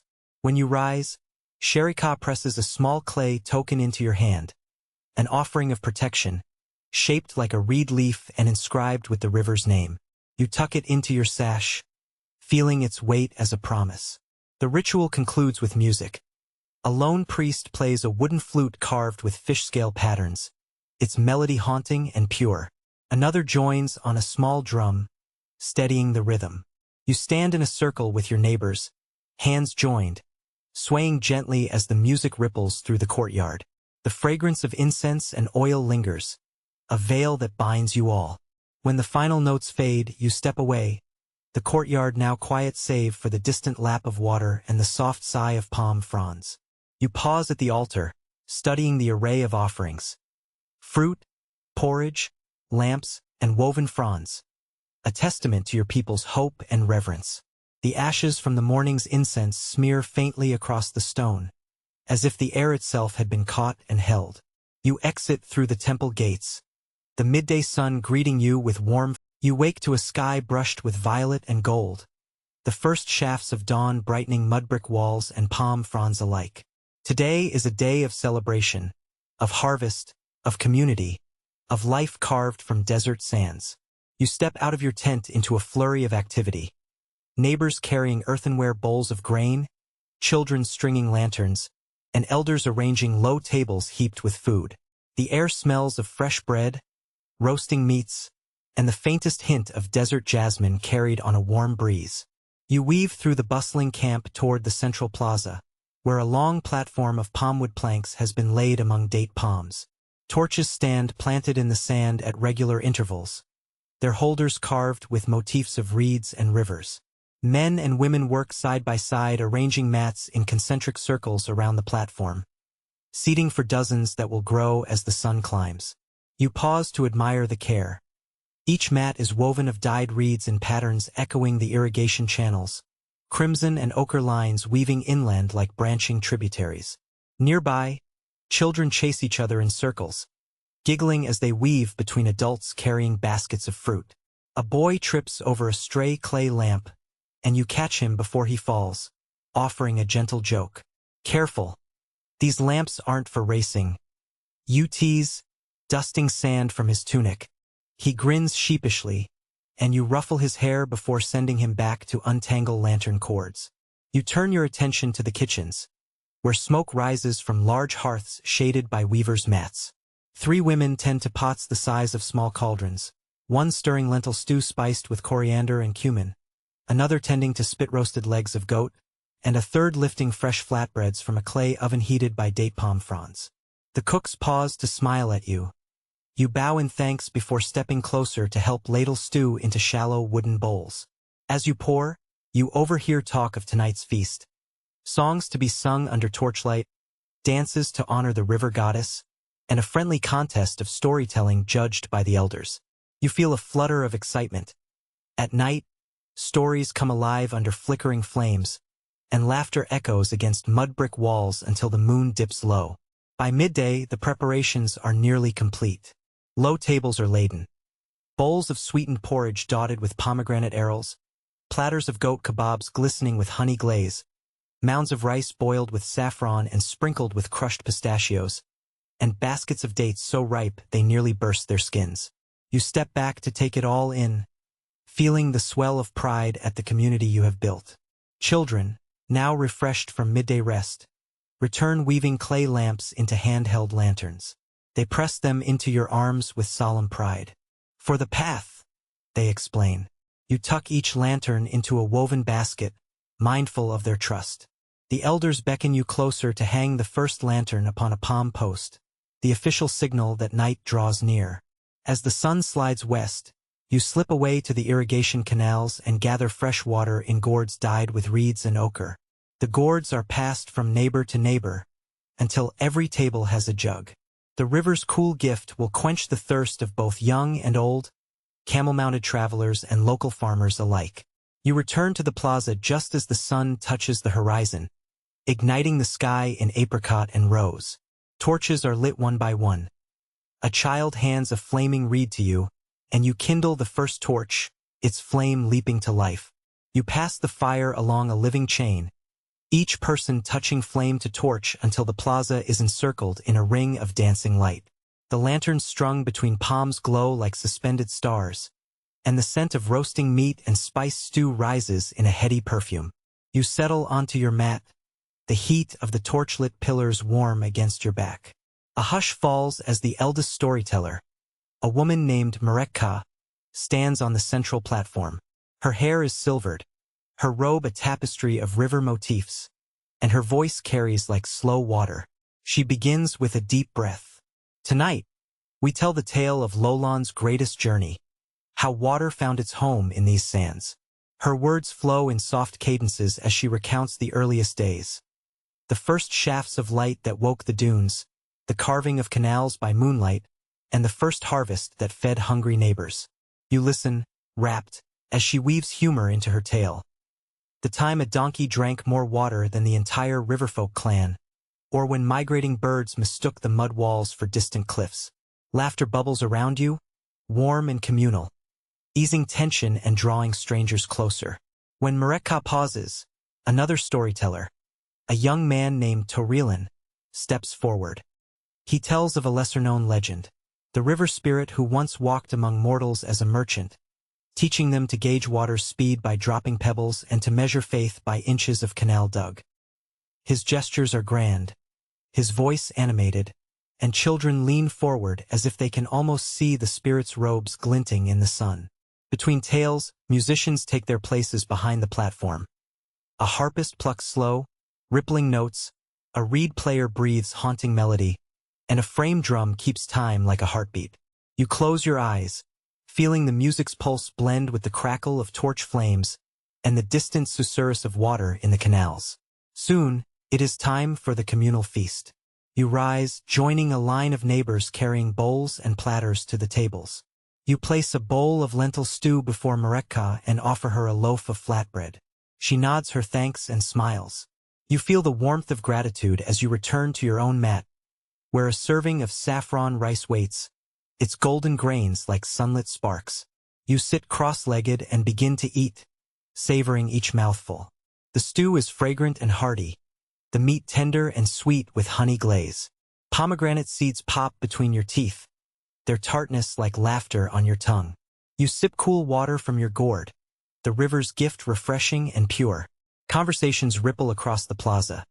Toasts to Anu Kara's leadership, stories of caravans braving mountain passes, and jokes about camels who refuse to budge. You contribute a joke of your own, about a stubborn goat that escaped your pen only to return wearing a trader's turban, and laughter envelopes you like a cozy blanket. As the meal wanes, Loulan calls for the dance. Torches are shifted aside to widen a circle for dancers. You rise, joining hands with your neighbors, and follow a practice step. A heel tap, 3 forward shuffles, a spin, then heel taps again. The rhythm is simple yet addictive, feet beating time against wooden planks as sparks rise from torch embers. The dance slows, shifting into pairs. You find yourself swayed by a partner whose tunic bears the mark of the canal builder's clan. Together, you move in gentle circles, voices soft against the crackle of flames. She whispers a quip about your 2 left feet, and you laugh, twisting clumsily yet gratefully for her patience. Between dances, you wander to a side table where women distribute small clay cups filled with date wine. You taste its warmth, the sweetness tempered by the wine's heady bite. Around you, toasts rise. To Loulan, to the river, to the light that guides us. Each call answered with a clink and a chorus of voices. Night deepens, and the sky emerges in full, stars scattered like grains of sand. You lift your gaze and trace the constellations, feeling the desert's vastness wrap around the celebration. A cool breeze stirs, rattling the lanterns overhead and carrying the faint scent of jasmine from distant dunes. Back at the platform, the final storyteller, a middle-aged man with weaving braids, begins a tale of hope. How Loulan's people will carry their ways downstream to other lands, spreading knowledge of canals and community. He speaks of future generations who will walk these sands, telling their own stories by torchlight. His voice grows soft, and you feel a tingle at the nape of your neck. Pride, perhaps, or wonder at being part of something enduring. When his tale ends, the plaza falls quiet in reverence. Then, as if on cue, torches flare brighter, lanterns bob in tiny murmurs of wind, and a single beat on the frame drum breaks the hush. Dancers sweep into the circle once more, carrying bowls of leftover porridge, offering them to the crowd. You accept a bowl from a child and sip its sweet warmth, letting it carry you towards sleep. You step away from the circle, finding a quiet spot beside the western canal. The water reflects torchlight in wavering ribbons, and you sit on the bank, legs dangling, memories of feast and flame swirling in your mind. Fireflies, actually small lantern beetles, hover above the water, adding their gentle lights to the scene. You draw your cloak around you, the fabric cool against your shoulders. Around you, distant laughter drifts on the breeze, the final echoes of feast and flicker. You close your eyes, letting the sounds and scents settle within you. You feel the gentle pulse of your heart, the steady murmur of water, and the soft glow of embers in the sand. You wake before dawn, slipping out of your tent into the faint glow of lanterns still burning along the mud-brick walls. A palpable hush drapes the settlement, broken only by distant murmurs of early rising servants and the soft creak of wooden gates being unlatched. Today, you have been summoned to the royal court within the palace precincts. A rare honor and an even rarer chance to glimpse the hidden currents of power that flow beneath Loulan's sunlit canals and bustling bazaars. You cloak yourself in a simple white tunic, embroidered at the hem with the peacock feather motif of Loulan's banner, and fasten a leather belt that carries your field-worn dagger. Though the palace stands at the heart of the settlement, its walls of sun-baked brick loom gracious and imperious, set back from the river by a cultivated orchard of date palms. A pair of carved wooden gates, their reliefs of river reeds worn smooth by countless palms, marks the entrance to the courtyard where political tides ripple unseen. At the gate, the guard, one of the Dune Riders' clan, bows. His armor gleams faintly in the lantern light. "Welcome, friend of the court," he says softly, unhooking the latch. You step through and immediately feel the difference. The air is cooler here, shaded by the overhang of stone porticos and thick clay columns. In the courtyard's center, a circular marble fountain trickles water that smells faintly of jasmine and saffron, an imported plant from the east, cultivated exclusively for palace ceremonies. You follow a stone-paved path lined with low benches and carved statuettes of long-extinct river deities, each figure poised in gestures that once invoked protection and fertility. Gentle servants in linen tunics move silently among the columns, carrying trays of water and cloths to freshen royal visitors. The distant call of a wooden horn signals the royal audience is about to begin. A palace attendant, a woman named Xiongnu whose quiet eyes miss nothing, greets you at the hall entrance. "Section 9 awaits," she says in a whisper, guiding you past carved double doors into a vast reception hall. High ceiling beams are painted in ochre and black, the colors of sun and earth, and the walls are lined with tapestries depicting Loulan's history. From the first canal carved by the Elder Council to the crowning of Xiongnu beneath the flowering palms. In the hall's center stands a raised dais made of polished stone. On it sits Xiongnu herself, Loulan's leader, robed in flowing linen dyed the blue of river deep. Her hair is braided with pale green threads symbolizing new growth, and her posture is both gracious and commanding. Flanking her are the 5 elders of the council: Sherika the priestess, Murekka the storyteller, Torubal the Dune Rider chieftain, Hancho the spice merchant representative, and Zonduin the Sogdian envoy turned Loulan citizen. You bow deeply before the dais, and Xiongnu inclines her head. "Rise, friend," she says, voice warm but measured. "We have called you here not as a laborer of canals or a trader of silk, but as a witness to conversations that shape our city's fate." You rise, heart beating, and step onto the marble floor. The chamber falls silent, the only sound the gentle drip of the fountain echoing in the distance. Xiongnu gestures to a low bench before the dais. You sit, tucking your dagger aside, and greet the assembled elders with respectful nods. They return your salutations in kind, each face impassive until the moment arrives for them to speak. Xiongnu settles into her chair, hands folded in her lap. "Friends of the court," she begins, "we face decisions that will define Loulan's future. Beyond our walls rise empires still, and distant tribes stir with ambition. We must consider alliances, commerce, defense, and the welfare of our people. Speak now." Murekka, the storyteller elder, leans forward. "Our caravans continue westward, bearing grain, flax, and river-woven mats. Yet bandit raids grow more daring near the mountain passes. We must decide whether to increase our escort forces or to negotiate safe passage treaties with the local clans who dwell beyond the dunes. Her voice is gentle but firm, the measured tone of one accustomed to crafting tales yet wary of conflict. Anukara nods. A balance of persuasion and protection. Torubal, your counsel. Torubal, broad-shouldered with a leather-lined jerkin, stands. Our dune riders pledge vigilance. I propose establishing 2 outposts near the western passes. Small fortifications manned by our best horsemen, who can patrol the route daily. But this requires both manpower and resources. We must weigh costs. Hancho, the merchant elder, shifts. Outposts need supplies. We can allocate a portion of our spice taxes to provision them for 6 months. But beyond that, our treasury will strain. Alternatively, we could subsidize local guide services, paid per safe convoy, to act as scouts. This supports local tribes and reduces the need for our soldiers.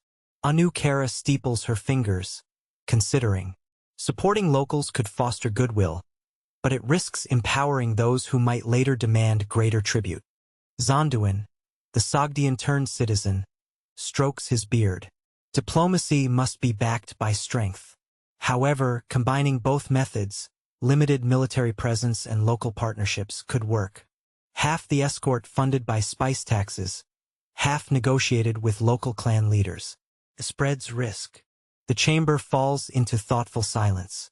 You sense the gravity, the futures of many balanced on each word.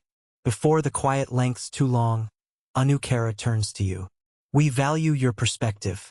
You who have carved channels, traded silk and hosted nomads. How do you see these matters? Heat prickles your cheeks as all eyes turn to you. This is a council rarely open to common folk. You swallow, steady yourself, and speak. Your Majesty, esteemed council.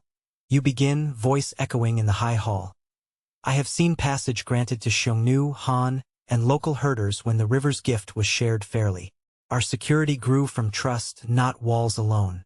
If we fund guide services among the clans, they have vested interest in protecting caravans.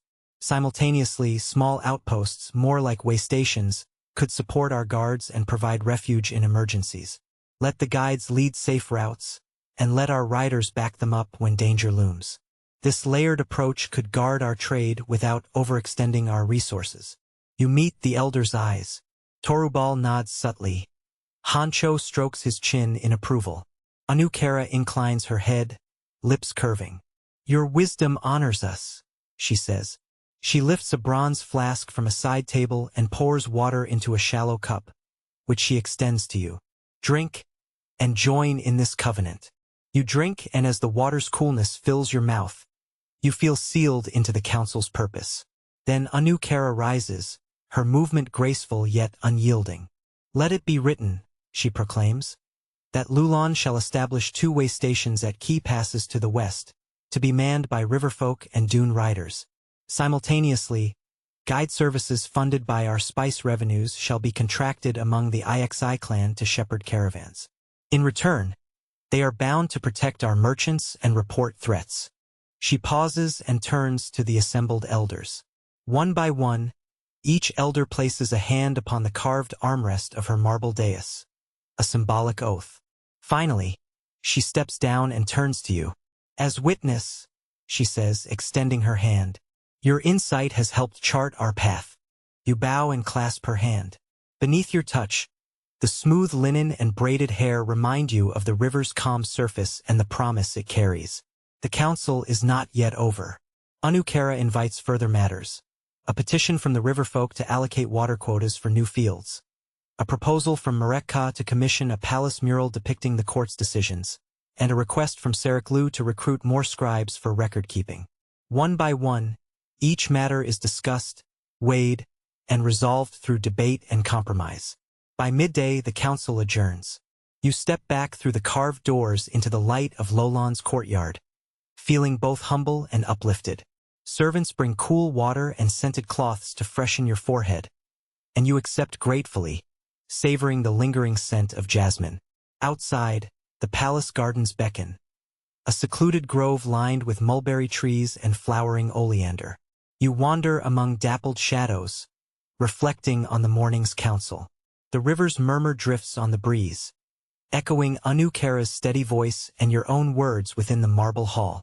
In the distance, you glimpse a palace scribe underway, unfurling bamboo slips to record today's edicts. The way station's locations, the terms of the guide services, quotas allotted. Soon, your contributions will be etched in ink and clay for generations. Your moment in Loulan's story. You sit on a carved stone bench, feeling the rough surface beneath you. A gentle breeze stirs the leaves overhead, and you close your eyes, letting the rhythms of palm and water soothe your mind. In the hush, you sense that power here moves subtly. You wake to a sky already pale and vacant, the dawn light unable to mask the heat waiting hungrily beyond the horizon. Stepping from your tent, you feel the grit of sun-baked earth underfoot, cracked fissures tracing jagged patterns like scars across the fields you helped plant. The irrigation canals you carved so carefully now lie half-empty, their channels curled inward like parched throats gasping for relief.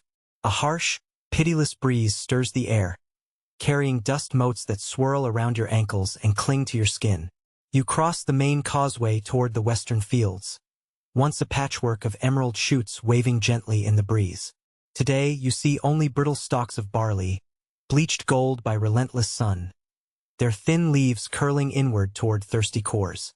The young wheat you planted is barely more than a whisper against the clay soil, and the tiny furrows you thought would fill with promise now gape open, bones of earth stripped of all softness. A hush settles over the fields, broken only by the whistle of wind through stunted reeds and the distant caw of a lone crow perched atop a broken irrigation gate. You kneel beside a furrow, your fingers tracing the grain of dried mud, and you close your eyes, feeling the memory of moisture that once filled these channels. You remember last season, when water burst forth with eager hunger, flooding the fields and promising harvests enough to sustain your people through winter's lean months. Now the very heart of Loulan seems to slow, its pulse drained by drought. You rise and walk toward the nearest water gate, its carved wooden sluice partly open but useless without flow. A handful of guards, members of the canal builders' clan, stand nearby, stamping their sandals to dislodge the dust that coats every surface. They greet you with grim nods, their faces drawn tight. One, a young woman named Lariku, wipes sweat from her brow and points to the canal's source. The river has shifted, she says, voice low. Not far, but enough. The main channel has moved north. These arms run dry. You shade your eyes and peer downriver. In the shimmering distance, the Peacock River, once a steady ribbon of life, has retreated beyond sight, its current veiled by dunes that have drifted since your last patrol. The walls of sand have silently crept outward, reclaiming ground you thought secure. The canal's end stands empty, a dry moat cut by human will but left unfulfilled by nature's generosity. Your heart pounds with urgency. You signal to Lariku and her team. Together, you mount horses and ride along the dry canal bed toward the river's new course. The landscape is deceptive. Dunes that looked distant mere days ago now loom like silent sentinels, and the air ripples with rising heat. You guide your horse over cracked clay, alert for hidden sinkholes beneath. After a tense hour, you crest a dune and spot the river's ribbon of blue, glinting under the searing sun. It lies half a stadium to the north, its banks lined with reeds healthy and green, an oasis abandoned by your settlement. You dismount, boots sinking into soft sand at the water's edge. The cool air above the surface carries relief in its whisper, but every breath also reminds you that this lifeblood lies just beyond your reach. You kneel and plunge your hand into the clear current, feeling its chill pulse. You look back to the fields, once only a few rods from this point, now a distant, sun-scarred plain. You feel a pang of guilt and sorrow. These were your trenches, your sweat-lined spades, your midnight labor by moonlight. And now, nature has rerouted its gift across dunes you cannot tame overnight. You climb onto a fallen reed trunk and contemplate options. The simplest is to dig a new canal segment, carve a fresh arm from this northern bend back toward the fields. But the volume of water you can channel depends on gradient, distance, and the river's own whims. Too shallow a slope, and the water stagnates. Too steep, and it rages, eroding banks and wasting precious flow. You rise, resolve solidifying in your chest like cooled clay. "We dig!" you command, voice carrying across the riverbank. Lariku and the other builders exchange determined nods. Soon, crews form along the water's edge, men and women uniting shovels, picks, and baskets. You roll up your tunic sleeves and join them, each swing of your spade reconnecting you to purpose. The work is brutal. The sand here is fine and powdery, sifting through your fingers like dust in the wind. Each bucket of earth you toss aside reveals more, never reaching firm clay beneath. By midday, sweat soaks your back, and the sun bears down without mercy. You pause to drink from your goatskin flask, the water barely a trickle, yet enough to wash grit from your tongue. Row upon row of workers dig in companionable silence, save for the rhythmic scrape of shovels and the occasional murmur of guidance from overseers. You alternate between heavy picks to break compacted layers and spades to clear loose sand. You remind yourself, every shovelful brings water closer to fields that now thirst. You think of the crops, fragile green tips barely sprouting, counting the hours they may survive without flow. Evening approaches as the trench lengthens. The sun's angle sharpens shadows, and the heat relents only slightly. The canal's end, still a mere sliver of damp sand, begins to hold a trace of moisture, wet lines glistening under the fading light. You signal the overseer, and a thin trickle of water is allowed into the new cut. It sputters, then finds channel, creeping forward across the pale bed. Cheering rises among the diggers, small, spontaneous, filled with hope. You kneel by the flowing line, cupping your hands to direct the first current into a narrow feeder. The water laps gratefully, soaking into the sandy floor. You stand, chest heaving, and watch as the river begins to feed your fresh furrow. Back at the original fields, messengers gallop ahead to open the old gates. You mount and guide your horse along the new canal's path. As you approach the fields, a collective gasp greets you. Water has finally returned. First, a shallow pool at the head, then a spreading current that fans into the thirsty furrows. Stalks of barley, bent low in despair, straighten as the water creeps around their roots. You slip down to the bank and wade knee-deep, feeling the current swirl around your calves, carrying promise. Under the dusky sky, you and the canal builders work quickly to reinforce the banks with woven reeds and clay. Each bundle you press into wet soil holds back erosion, guiding the flow where it's most needed. Sketchy sections are shored with fresh mud bricks, still damp from the river's kiss. By torchlight, the new canal gleams like a silver snake across dunes of ochre. As night deepens, you walk among the fields, water trickling around your boots. You reach the central plot where the eldest barley stands wilted yet not dead. With a silent prayer, you scoop a handful of water and pour it at the plant's base. The soil sips greedily, and you picture green shoots unfurling in response. You press your palm into the damp earth and close your eyes, letting gratitude wash over you.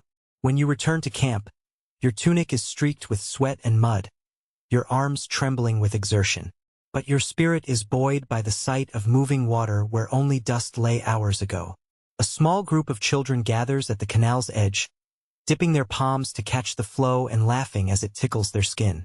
You crouch beside them, showing them how to direct water into tiny troughs you've cut for seedlings. Their eyes shine with triumph. Each puddle they nurture a victory against drought. You share a meager supper by lantern light. Flatbread warmed on hot stones, a handful of roasted grains, and a cup of cool water drawn fresh from the new canal. Each bite and sip tastes of survival, of communal sweat and stubborn hope. Around you, the canal builder's clan sits in quiet contentment, trading stories of past labors and dreams for tomorrow's repair and plantings.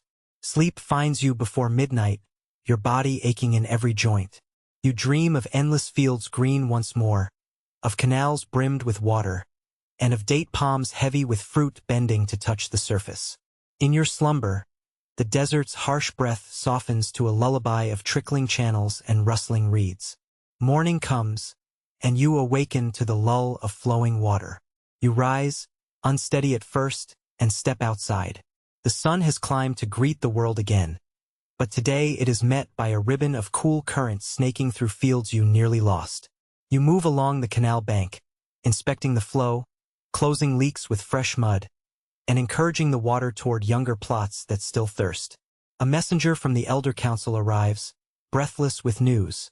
The main river's flow has stabilized, and the northern course seems to be its new channel for the foreseeable season. An emergency meeting is called at noon to discuss long-term adjustments. Shifting fields northward, reinforcing dunes to preserve the southern arms, and investing in deeper well shafts for backup. You join the council at the palace courtyard, waterlogged scroll in hand, ready to speak of lessons learned and plans for. You wake to a sky the color of burnt sienna, the early light filtered through a haze so thick it feels like walking underwater. A fierce wind rattles the reed walls of your tent, sending tremors down each fiber. You step outside and are immediately met with sand swirling across the courtyard in chaotic eddies. The ground so littered with grit that every footfall kicks up a fine storm of dust. The distant date palms, once graceful sentinels, now bend in tortured arcs, their fronds whipping like angry whips. This is no ordinary breeze. This is the beginning of a siege by sand. You hurry to the nearest water gate, the sluice now eerily silent, its channels choked by drifting dunes. The usual trickle of water is absent, replaced by dry earth stacked like miniature dunes against the gates. You touch the gate's wooden edge, hot and abrasive. Somewhere beyond your settlement, water still flows, but here the desert reaches in and steals even life's most precious gift. You swallow hard, tasting grit in your mouth, and turn toward the cluster of clay brick houses where your neighbors have already gathered. Inside the largest communal hall, the air is already thick with dust. Lanterns struggle to cast light through swirling grains, their glow dimmed as if suffocated. You duck beneath a low beam and find familiar faces. Lariku the builder, Torubal the rider, and Sherika the priestess who clutches her carved bronze incense burner like a talisman. They exchange nods, eyes reddened by windburn, and you offer a brief, wry smile. At least our lunch will taste extra crunchy today. You joke, your voice rasping. They return half-hearted smiles, humor a thin shield against the storm's relentless roar. You move to help secure the heavy mats that act as doors to the hall. Together, you jam clay bricks into every crack, lash wooden shutters across windows, and smother the few flame-lit sconces in woven sleeves to protect them from blowing embers. Every surface is slick with dust. Your hands emerge gray and gritty as you work. The wind outside intensifies, sounding like 1,000 voices screaming through narrow canyons, and you pause to listen. It's a sound that rattles your bones and mocks your efforts with its unyielding power. As the storm's clamor crescendos, you retreat to the center of the hall where barrels of stored grain stand lined against the walls. Nearby, goatskin flasks of water wait for emergencies. You grab a small drum and strike it twice, a signal that the sandstorm has truly arrived and the city must hunker down. In response, a murmur of agreement ripples through the gathered. Families move toward inner rooms, children clutching rag dolls now encrusted with dust, elders settling onto earthenware benches. You help a trembling child coil a thick shawl around her shoulders, murmuring, "Don't worry, little one. Sand can't hurt your heart." Night falls quickly when the skies are thick with dust. The lanterns inside the hall flicker dimly. You fan one with a piece of leather, coaxing it into steadier flame. Shadows dance across the walls like living spirits cast by the gale. You realize with a pang that this hall, once a place of laughter, debate, and ritual, is now a fortress against the desert's fury. The wind's howl seeps into every crack, turning the building into a drumhouse of sand, and you imagine the grains hammering at the walls like siege weapons. Hunger gnaws at your stomach, but you know better than to venture outside for rations. Instead, you distribute small bowls of dried barley gruel diluted with precious water. Each spoonful is thick and heavy with grit, but the warmth and sustenance bolster your spirits. As you serve, you notice Sherika setting down her incense burner. Without flame, it sits cold and silent. She meets your gaze and offers a thin smile, whispering, "Even the goddess seems trapped today." You nod, understanding that even prayer can feel powerless when the desert turns against you. Hours drag on, measured in the drumbeat of wind against shuttered wood. You pace the hall, checking on families. An elderly couple presses handfuls of rice into a clay bowl, their hands coaxing away stray particles of sand as if it were a stubborn weed. You squat beside them and help sift grain through your fingers, each movement a meditation in hope. You offer them water, more skeptical now, since the wells are mostly clogged, and they accept with a quiet thank you, their voices hushed like secret prayers. As midnight approaches, the storm's roar mellows into a low rumble, as though the desert has paused for breath. You take the chance to inspect the wells through a small hatch. The shaft is nearly full of sand, the pulley frozen in place by layers of grit. You step back and call for volunteers. Lariku, 2 canal builders, and a pair of sturdy guards. Crawling down into the well is like entering a tomb of shifting sand.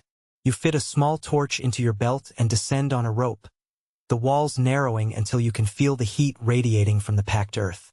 Each bucket you lift is half sand, half stinking, stale water. It drips through the wooden buckets, slow and reluctant. You haul 5 before climbing out, each backbreaking ascent leaving muscles trembling.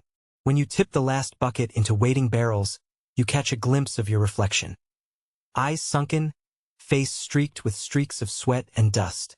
It's a look of determination worn thin by fatigue. By dawn, the storm's fury has shifted eastward, leaving behind a world blanketed in ochre haze. The first tentative cracks of light find their way through the clogged windows, painting the hall in a sepia glow. You emerge cautiously from the central room, stepping into a corridor coated in half a foot of dust. Every surface, benches, pottery, wooden beams, wears the same muted cloak. You inhale and taste dry earth on your tongue, reminding you that even breath has become a battlefield. You venture outside under the protection of scarves wrapped tight around your nose and mouth. The courtyard is unrecognizable. Mud brick walls stand soft and blurred under layers of sand, date palms lost in golden mists, and the once orderly market stalls sag under the weight of dust. The canal next to the hall is a dry trench filled with fine, shifting granules. You stare at each grain, imprinted with the memory of a storm that swallowed your city whole. Within minutes, neighbors emerge from doorways like ghosts, blinking against the haze. They exchange cautious nods, survival affirming survival. Children poke at the dunes that now fill the streets, tentatively patting mounds as if apologizing for the city's burden. An older man sweeps a small path to his front door, each brush of his broom sending a miniature storm spiraling around him. You join him, clearing a wider path. Together, you carve an artery of space through the suffocating blanket. A call goes up. The council convenes at the palace courtyard to assess damage and plan recovery. You follow the thin trail of cleared sand, leading other families in your wake. Each step is an act of rebellion against the desert's siege, a claim that this place still belongs to you. When you reach the palace gates, you pause to catch your breath, glancing at the carved reliefs smeared in dust. The river goddess looks serene despite her surroundings, her calm a stark contrast to the city's battered state. Inside the palace courtyard, the council gathers under a grand portico. Torubal and Hancho inspect the water barrels you and Lariku filled from the wells, nodding in approval. Sherika stands beside Alarka, the young priestess, and they exchange soft words before lifting clay bowls to their lips.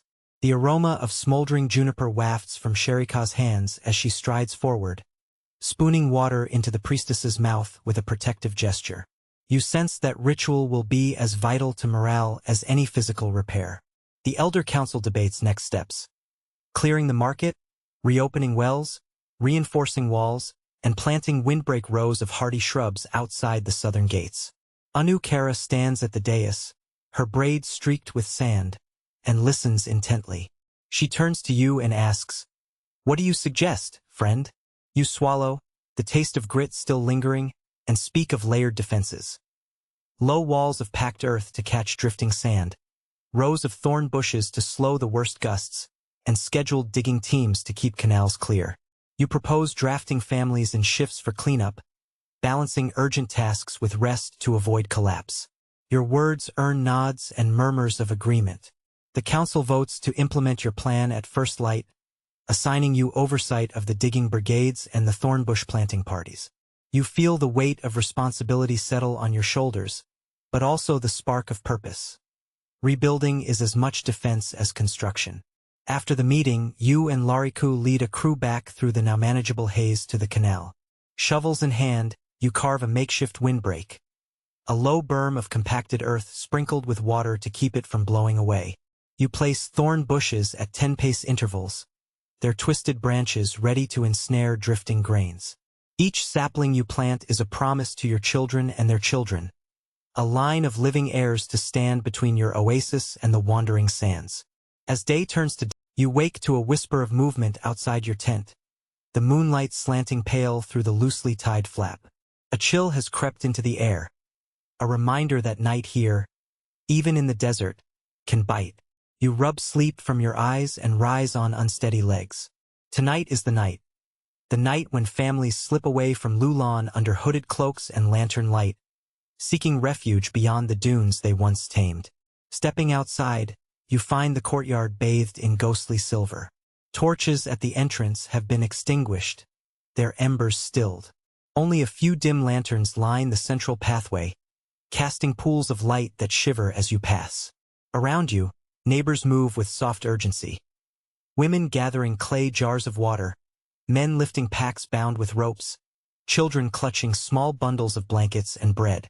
A faint scent of olive oil and herbs drifts among the lanterns, mingling with the cooler night air. A hush blankets the settlement, broken only by a muffled murmur.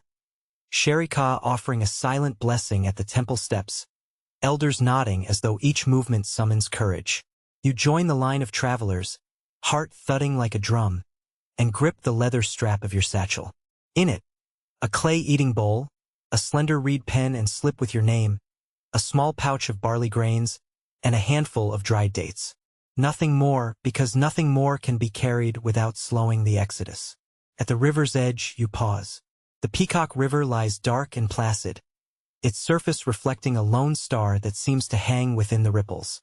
You scoop water in your palms and let it trickle between your fingers, a quiet farewell to the lifeblood of Loulan. The banks, once busy with irrigation gates and laughing children, now stand empty. You feel the emptiness in your chest, as if the very ground beneath you has lost its pulse. A low signal sound, a single struck bronze bowl, ripples across the water and into the night. It is the summons, time to depart. You raise your head and follow the ranks of families slipping past the huts where cradle lamps still burn. Children clutch siblings' hands, their faces wide-eyed in the lantern glow. A young mother wraps her shawl around her baby's shoulders, whispering a lullaby so soft you can barely hear it. You catch her eye and nod, offering the faintest smile.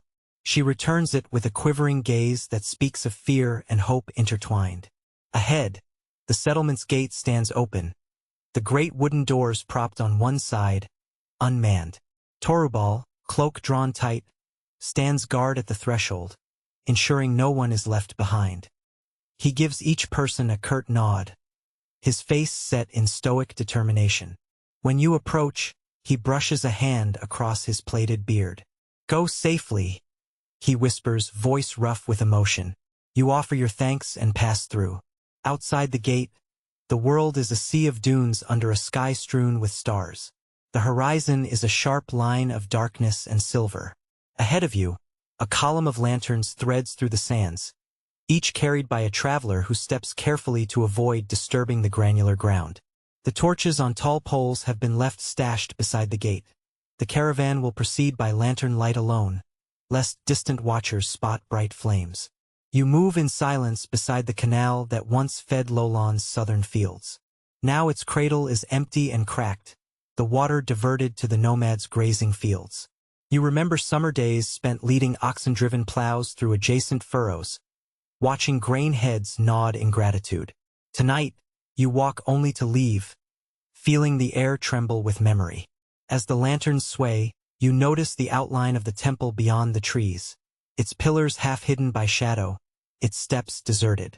Sherika appears there, incense burner in hand, guiding the last of the faithful through a final blessing. She chants softly in Loulan's old tongue, the syllables echoing like a river's murmur. You linger a moment, bowing your head, letting her words rise around you. May the goddess of waters find us again. May her currents cradle our journey. Then you turn, lantern held high, and step away. The dunes stretch before you like slumbering giants, each rise and fall offering a new temptation to pause or falter.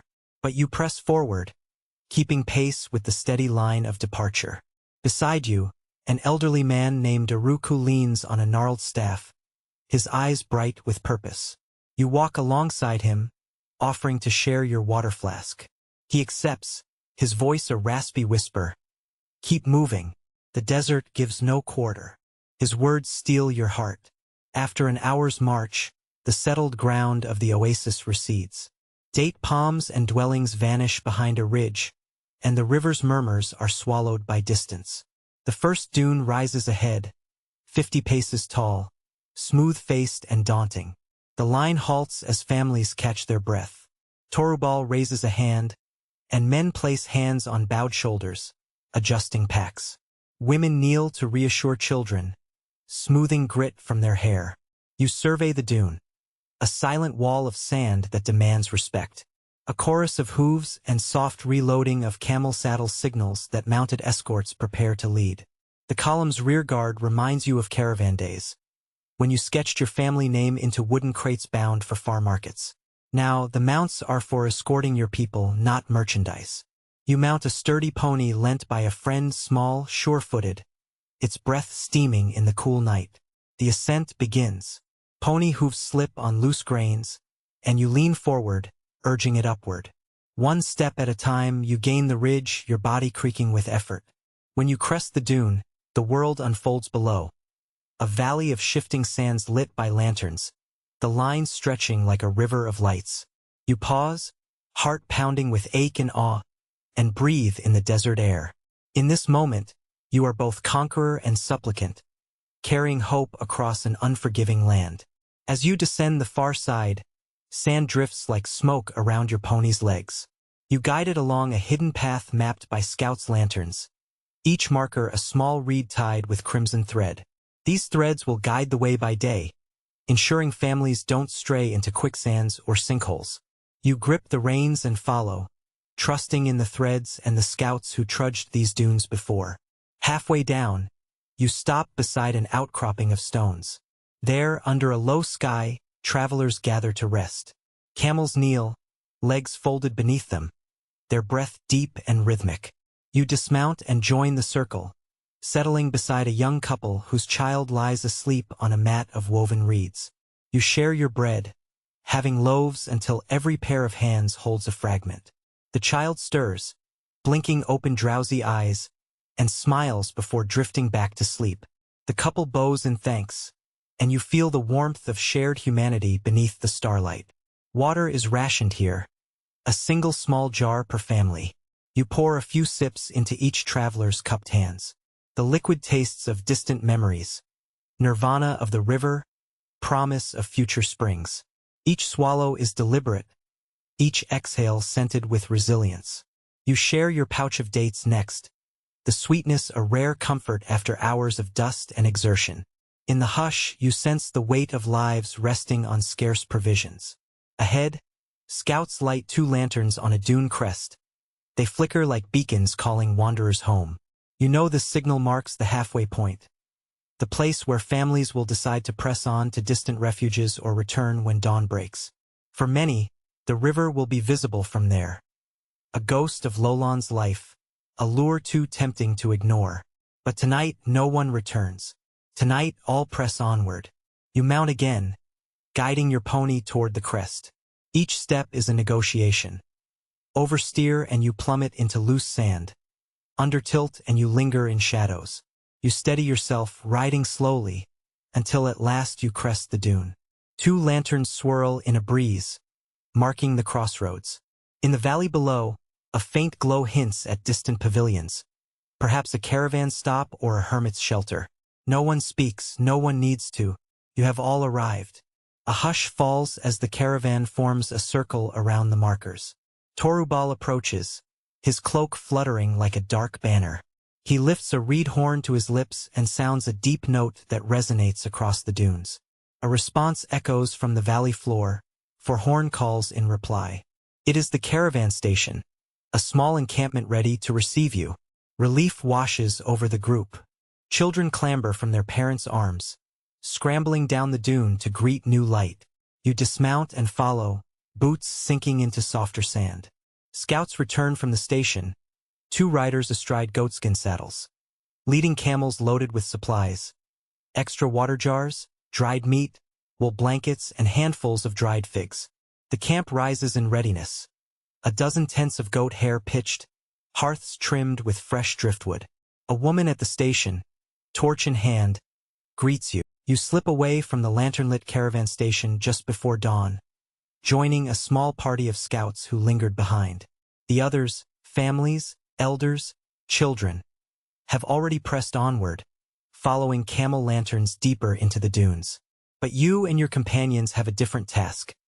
Ensure that no soul remains behind in the empty city of Loulan, and gather anything of lasting value before the desert reclaims every splinter and grain.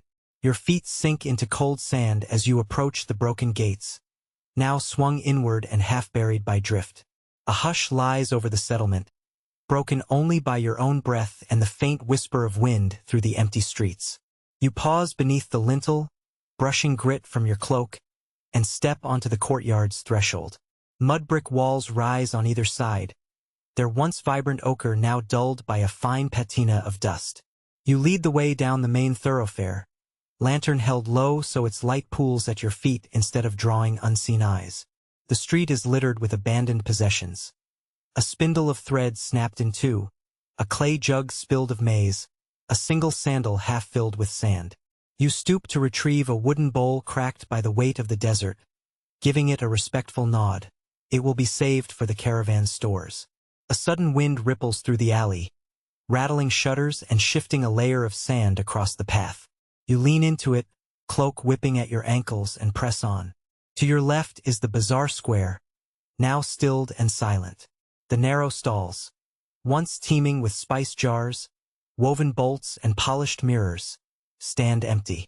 A vendor's countertop, carved from reed-reinforced clay, is splintered at one corner.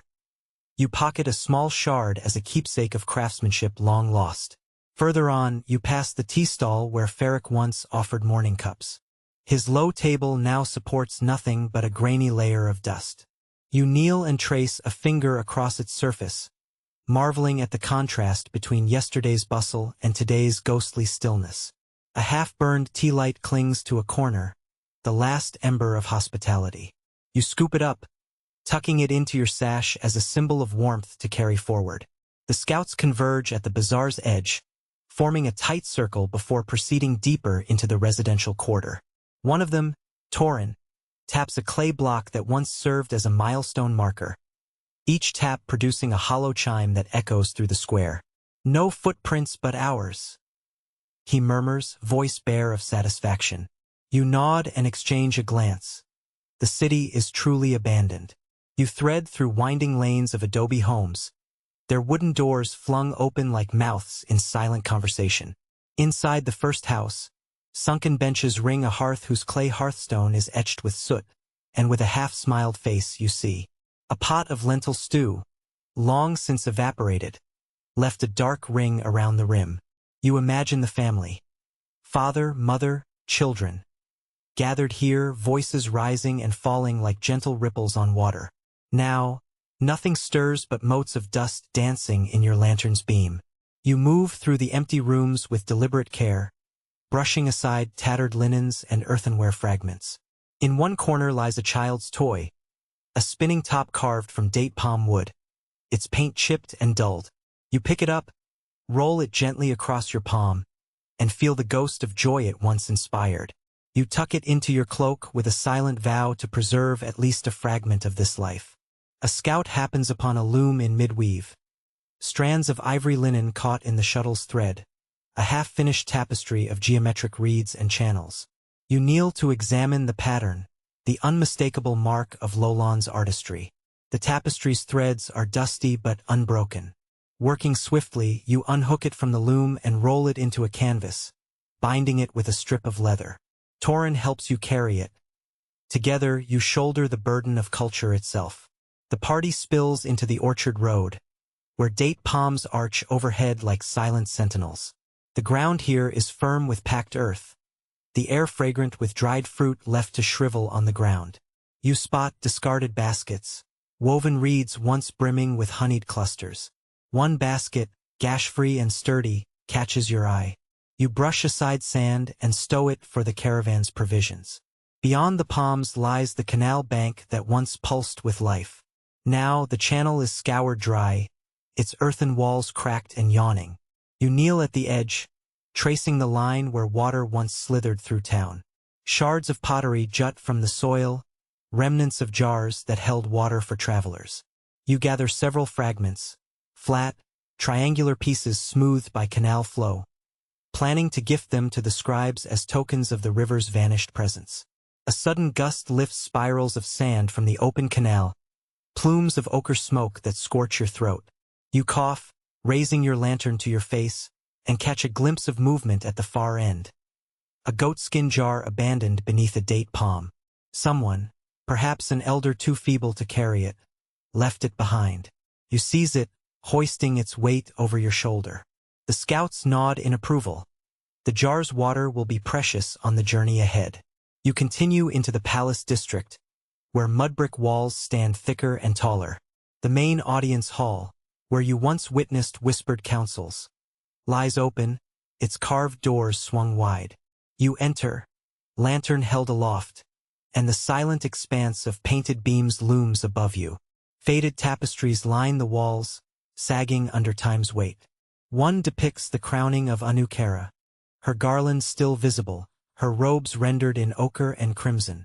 You step close, fingertips brushing the fabric, then carefully peel away a small fragment to preserve the artistry for future scholars.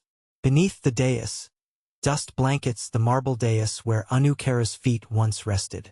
You crouch to uncover a fragment of marble, polished smooth by countless ceremonies. It gleams gray beneath your lantern light, and you polish it with a bit of cloth, revealing swirling veins that capture the dais's original luster.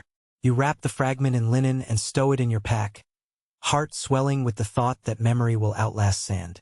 You wander through the palace's service wings, where storerooms once held grain and incense. Now sacks of barley are split open, their kernels long since blown away. You sift through the remnants, gathering a handful of intact grains to plant far from this place, to carry Loulan's legacy wherever the caravan settles. A scout raises an eyebrow at your meager handful, but you remind him that a single seed can birth a field. Emerging from the palace, you cross the central plaza and head toward the temple precincts. Here, the air feels close, as though the gods themselves hold their breath. The temple's ash bowl sits empty, its charcoal cooled to ghostly gray. You kneel and scoop a handful of ash, letting fine particles slip through your fingers and scatter across the stones, an offering to seal the temple's dormancy. You hike the censer from a side altar. Its chains dangle and its bowl is dented, but you smoke a few embers in it nonetheless, watching the ashes swirl in the flickering lantern light. Around the temple's edge, pairs of clay lamps line the path. Each lamp is cracked, its wick charred. You refill one with fresh oil from a small flask you carry, light its wick, and set it ablaze. The flame dances, small but alive, casting flickers across the carved pillars. You step back, watching the glow, and for one moment the precinct feels inhabited again. Memory made manifest in a single lantern flame. Feeling the weight of silence settle, you raise a silent prayer and let the flame gutter. You dab water from a nearby basin onto the wick, extinguishing the lamp without smoke. The air tastes of cold stone and faint incense. You rise and turn away, leaving the temple's shadow behind. Your final stop is the communal hall where you once sheltered through sandstorms. The building's thick mud walls hold their shape, but the interior is shrouded in stilled echoes.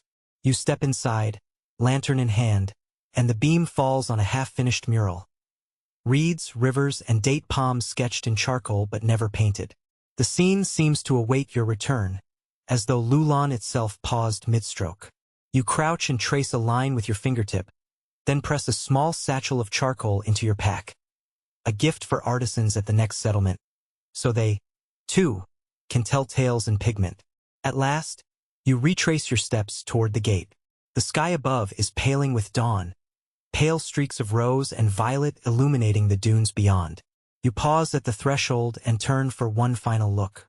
The streets lie empty, the hearths cold, the walls etched with the sands of memory. Yet in every shard you carry, in every token you've gathered, Loulan's spirit endures. You step through the gate, lantern held high, and are met by Torubal and the remaining scouts. Their mounts wait in the chill air, ready to carry you forward. You exchange silent nods, each of you carrying your own salvaged fragments. You stand on a ridge of ochre sand, the wind softening as dusk unfurls across the horizon. Before you lies the vanished riverbed of Loulan, its once steady currents reduced to a whisper of moisture in crevices between sun-baked stones. You grip the handle of your clay water jug, a lone fragment of life you've carried since you first set foot in this settlement. With each step down into the hollow where waters once gleamed like a ribbon of quicksilver, you remember the first morning you met the river under starlight, the way its cool surface caught moonbeams so you could scoop life between your palms. Now the bed is mostly sand, interrupted by puddles of stubborn water that cling to the bank like reluctant guests. You allow yourself a rueful smile. Well, at least it's not completely dry. You whisper to the wind, knowing the sight is both blessing and heartbreak. The path you follow is barely discernible, blurred by drifting dunes and half-buried markers. Each step stirs grains that cling to your sandals, carpeting your path in soft gold. You pause to set down a woven basket of offerings.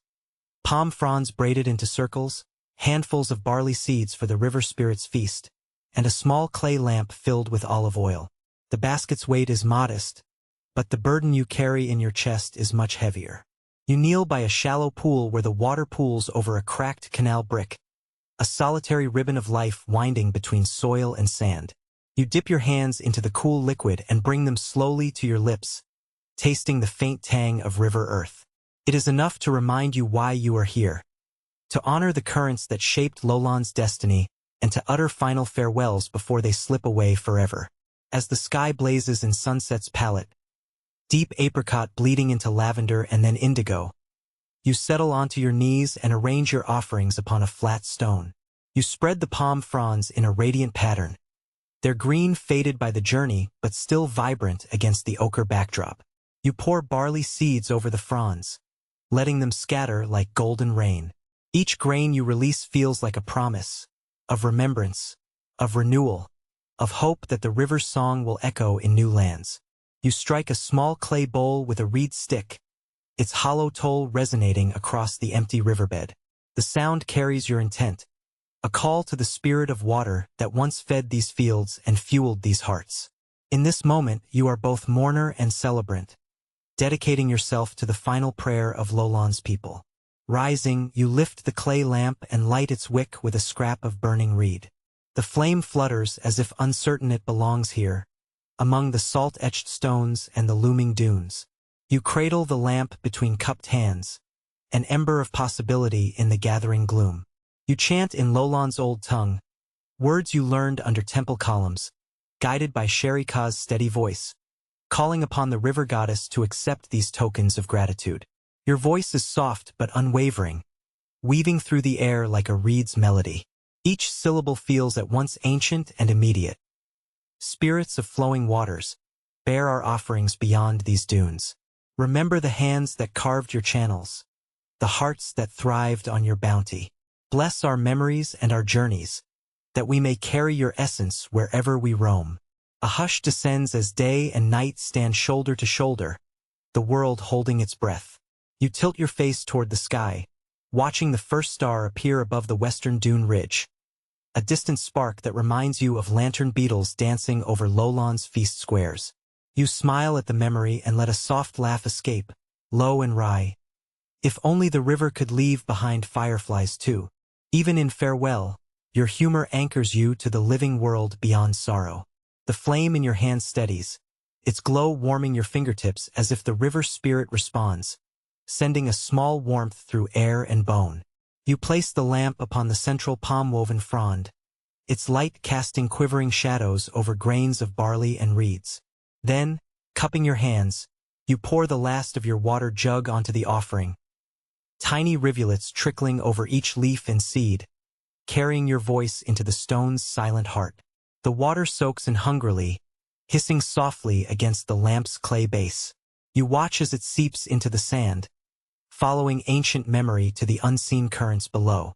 In that melding of oil and water, flame and grain, you sense the river's spirit stirring, acknowledging your presence, honoring your prayer. Dropping to your knees, you bow your head to the stone offering and inhale the mingled scent of wet earth, olive oil, and braided palm. You close your eyes and speak again, this time from the well of your own heart. This is our final prayer, echoing where once our laughter rang.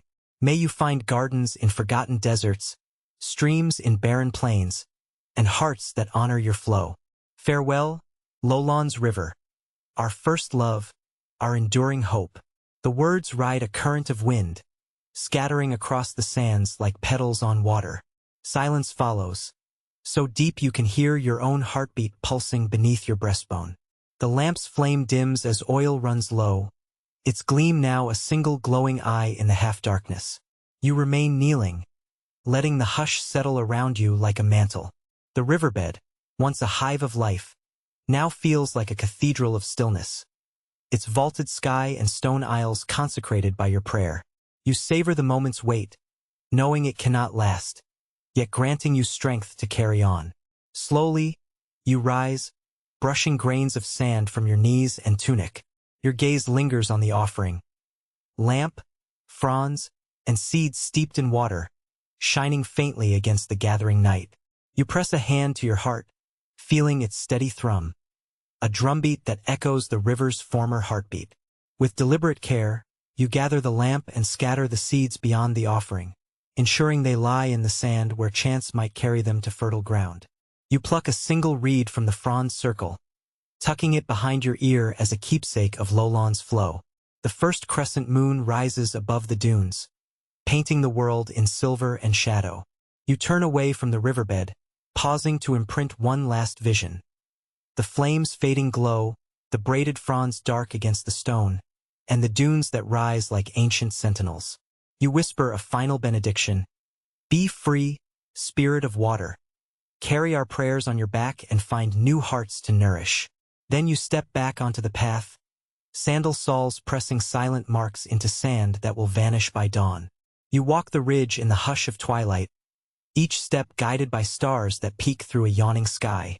Below, the caravan lanterns flicker like distant fireflies, leading your people onward to new horizons.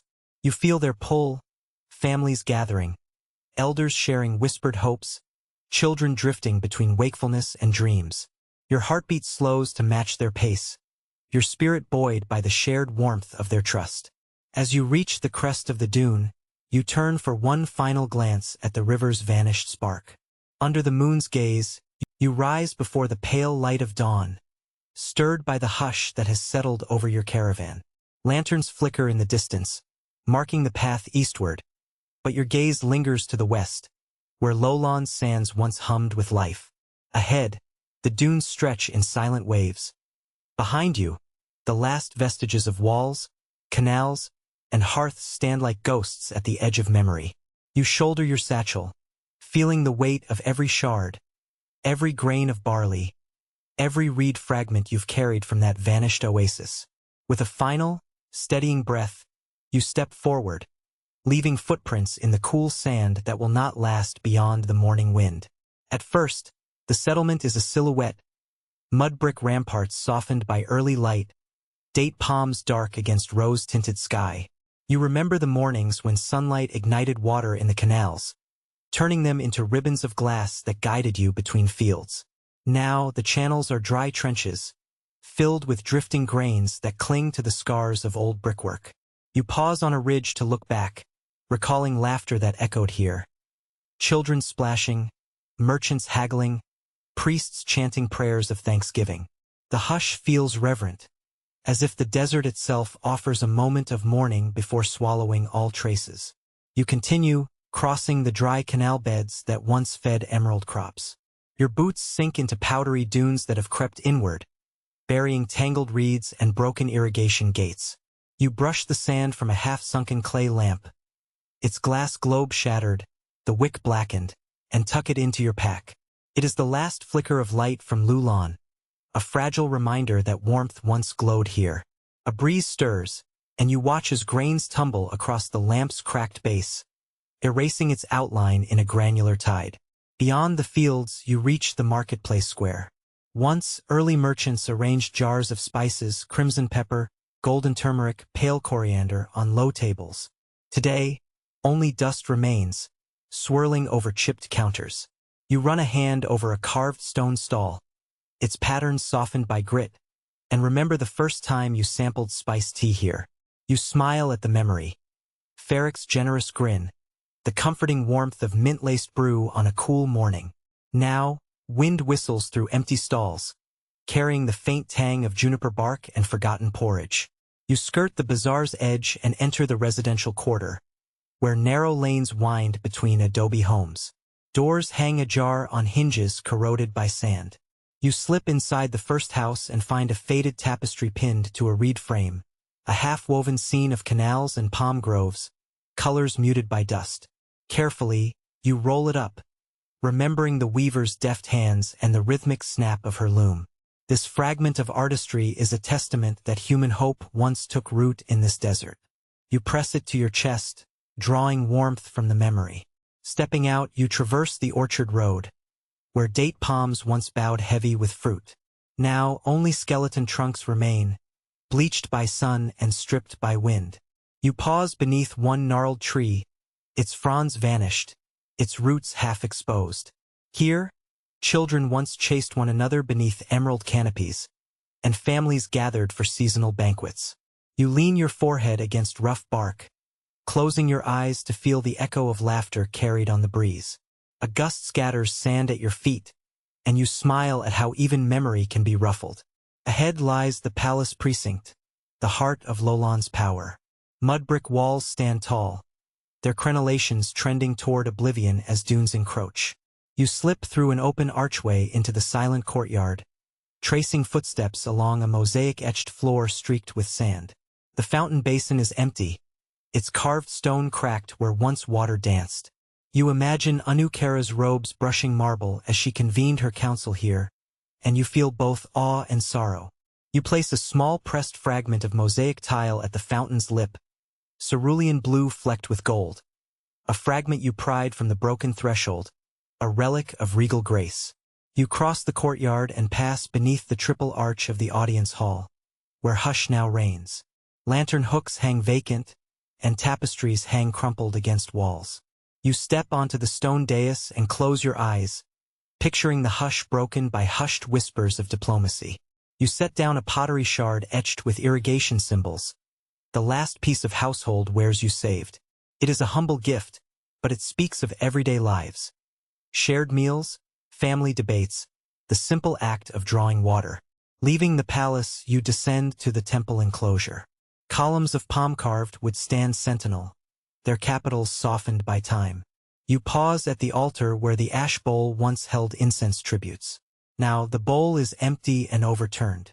You strike a match and light a slender incense stick, one you carried from home, allowing its smoke to drift through the columns. You whisper the blessing you learned from Sherry Ka. May your spirit find new streams, your grace nourish new hearts. The smoke curls upward, weaving around columns and disappearing into the sky. You emerge onto the riverbank, the final pilgrimage of your journey. The riverbed is wide, broken by gullies of sand that lead to remote puddles. You kneel at the last pool of water, cupping it in your hands. Cool liquid seeps between fingers, carrying the salt of ancient currents. You drink deeply, tasting the legacy of Loulan. Resilience, community, and the quiet power of shared hope. When you stand, you pour the remaining water at your feet, letting it soak into sand that will soon shift again. A wind gust lifts, sending ripples across the dunes. You turn away and start along the caravan trail, each step echoing on empty air. Behind you, The wind sweeps your footprints clean as if they never existed. Walls blur into dunes, canals vanish beneath waves of sand, and in moments, even the shards and tokens you abandoned will fade from view.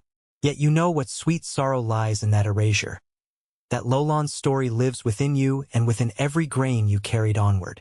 You walk beside camel lanterns now, their gentle sway marking the path into a new dawn. In the hush of sand and starlight, you feel the ocean of silence settle around the oasis you helped build and the echo of life you helped sustain. Although Loulan has gone silent beneath the desert's breath, its spirit endures in memory and in those who carry its tale beyond the dunes. Now that the dunes have settled into stillness and the settlement of Loulan has faded behind you, allow your thoughts to drift gently like the evening breeze. You have witnessed the hush of abandoned walls, the echo of empty streets, and the quiet surrender of water to sand.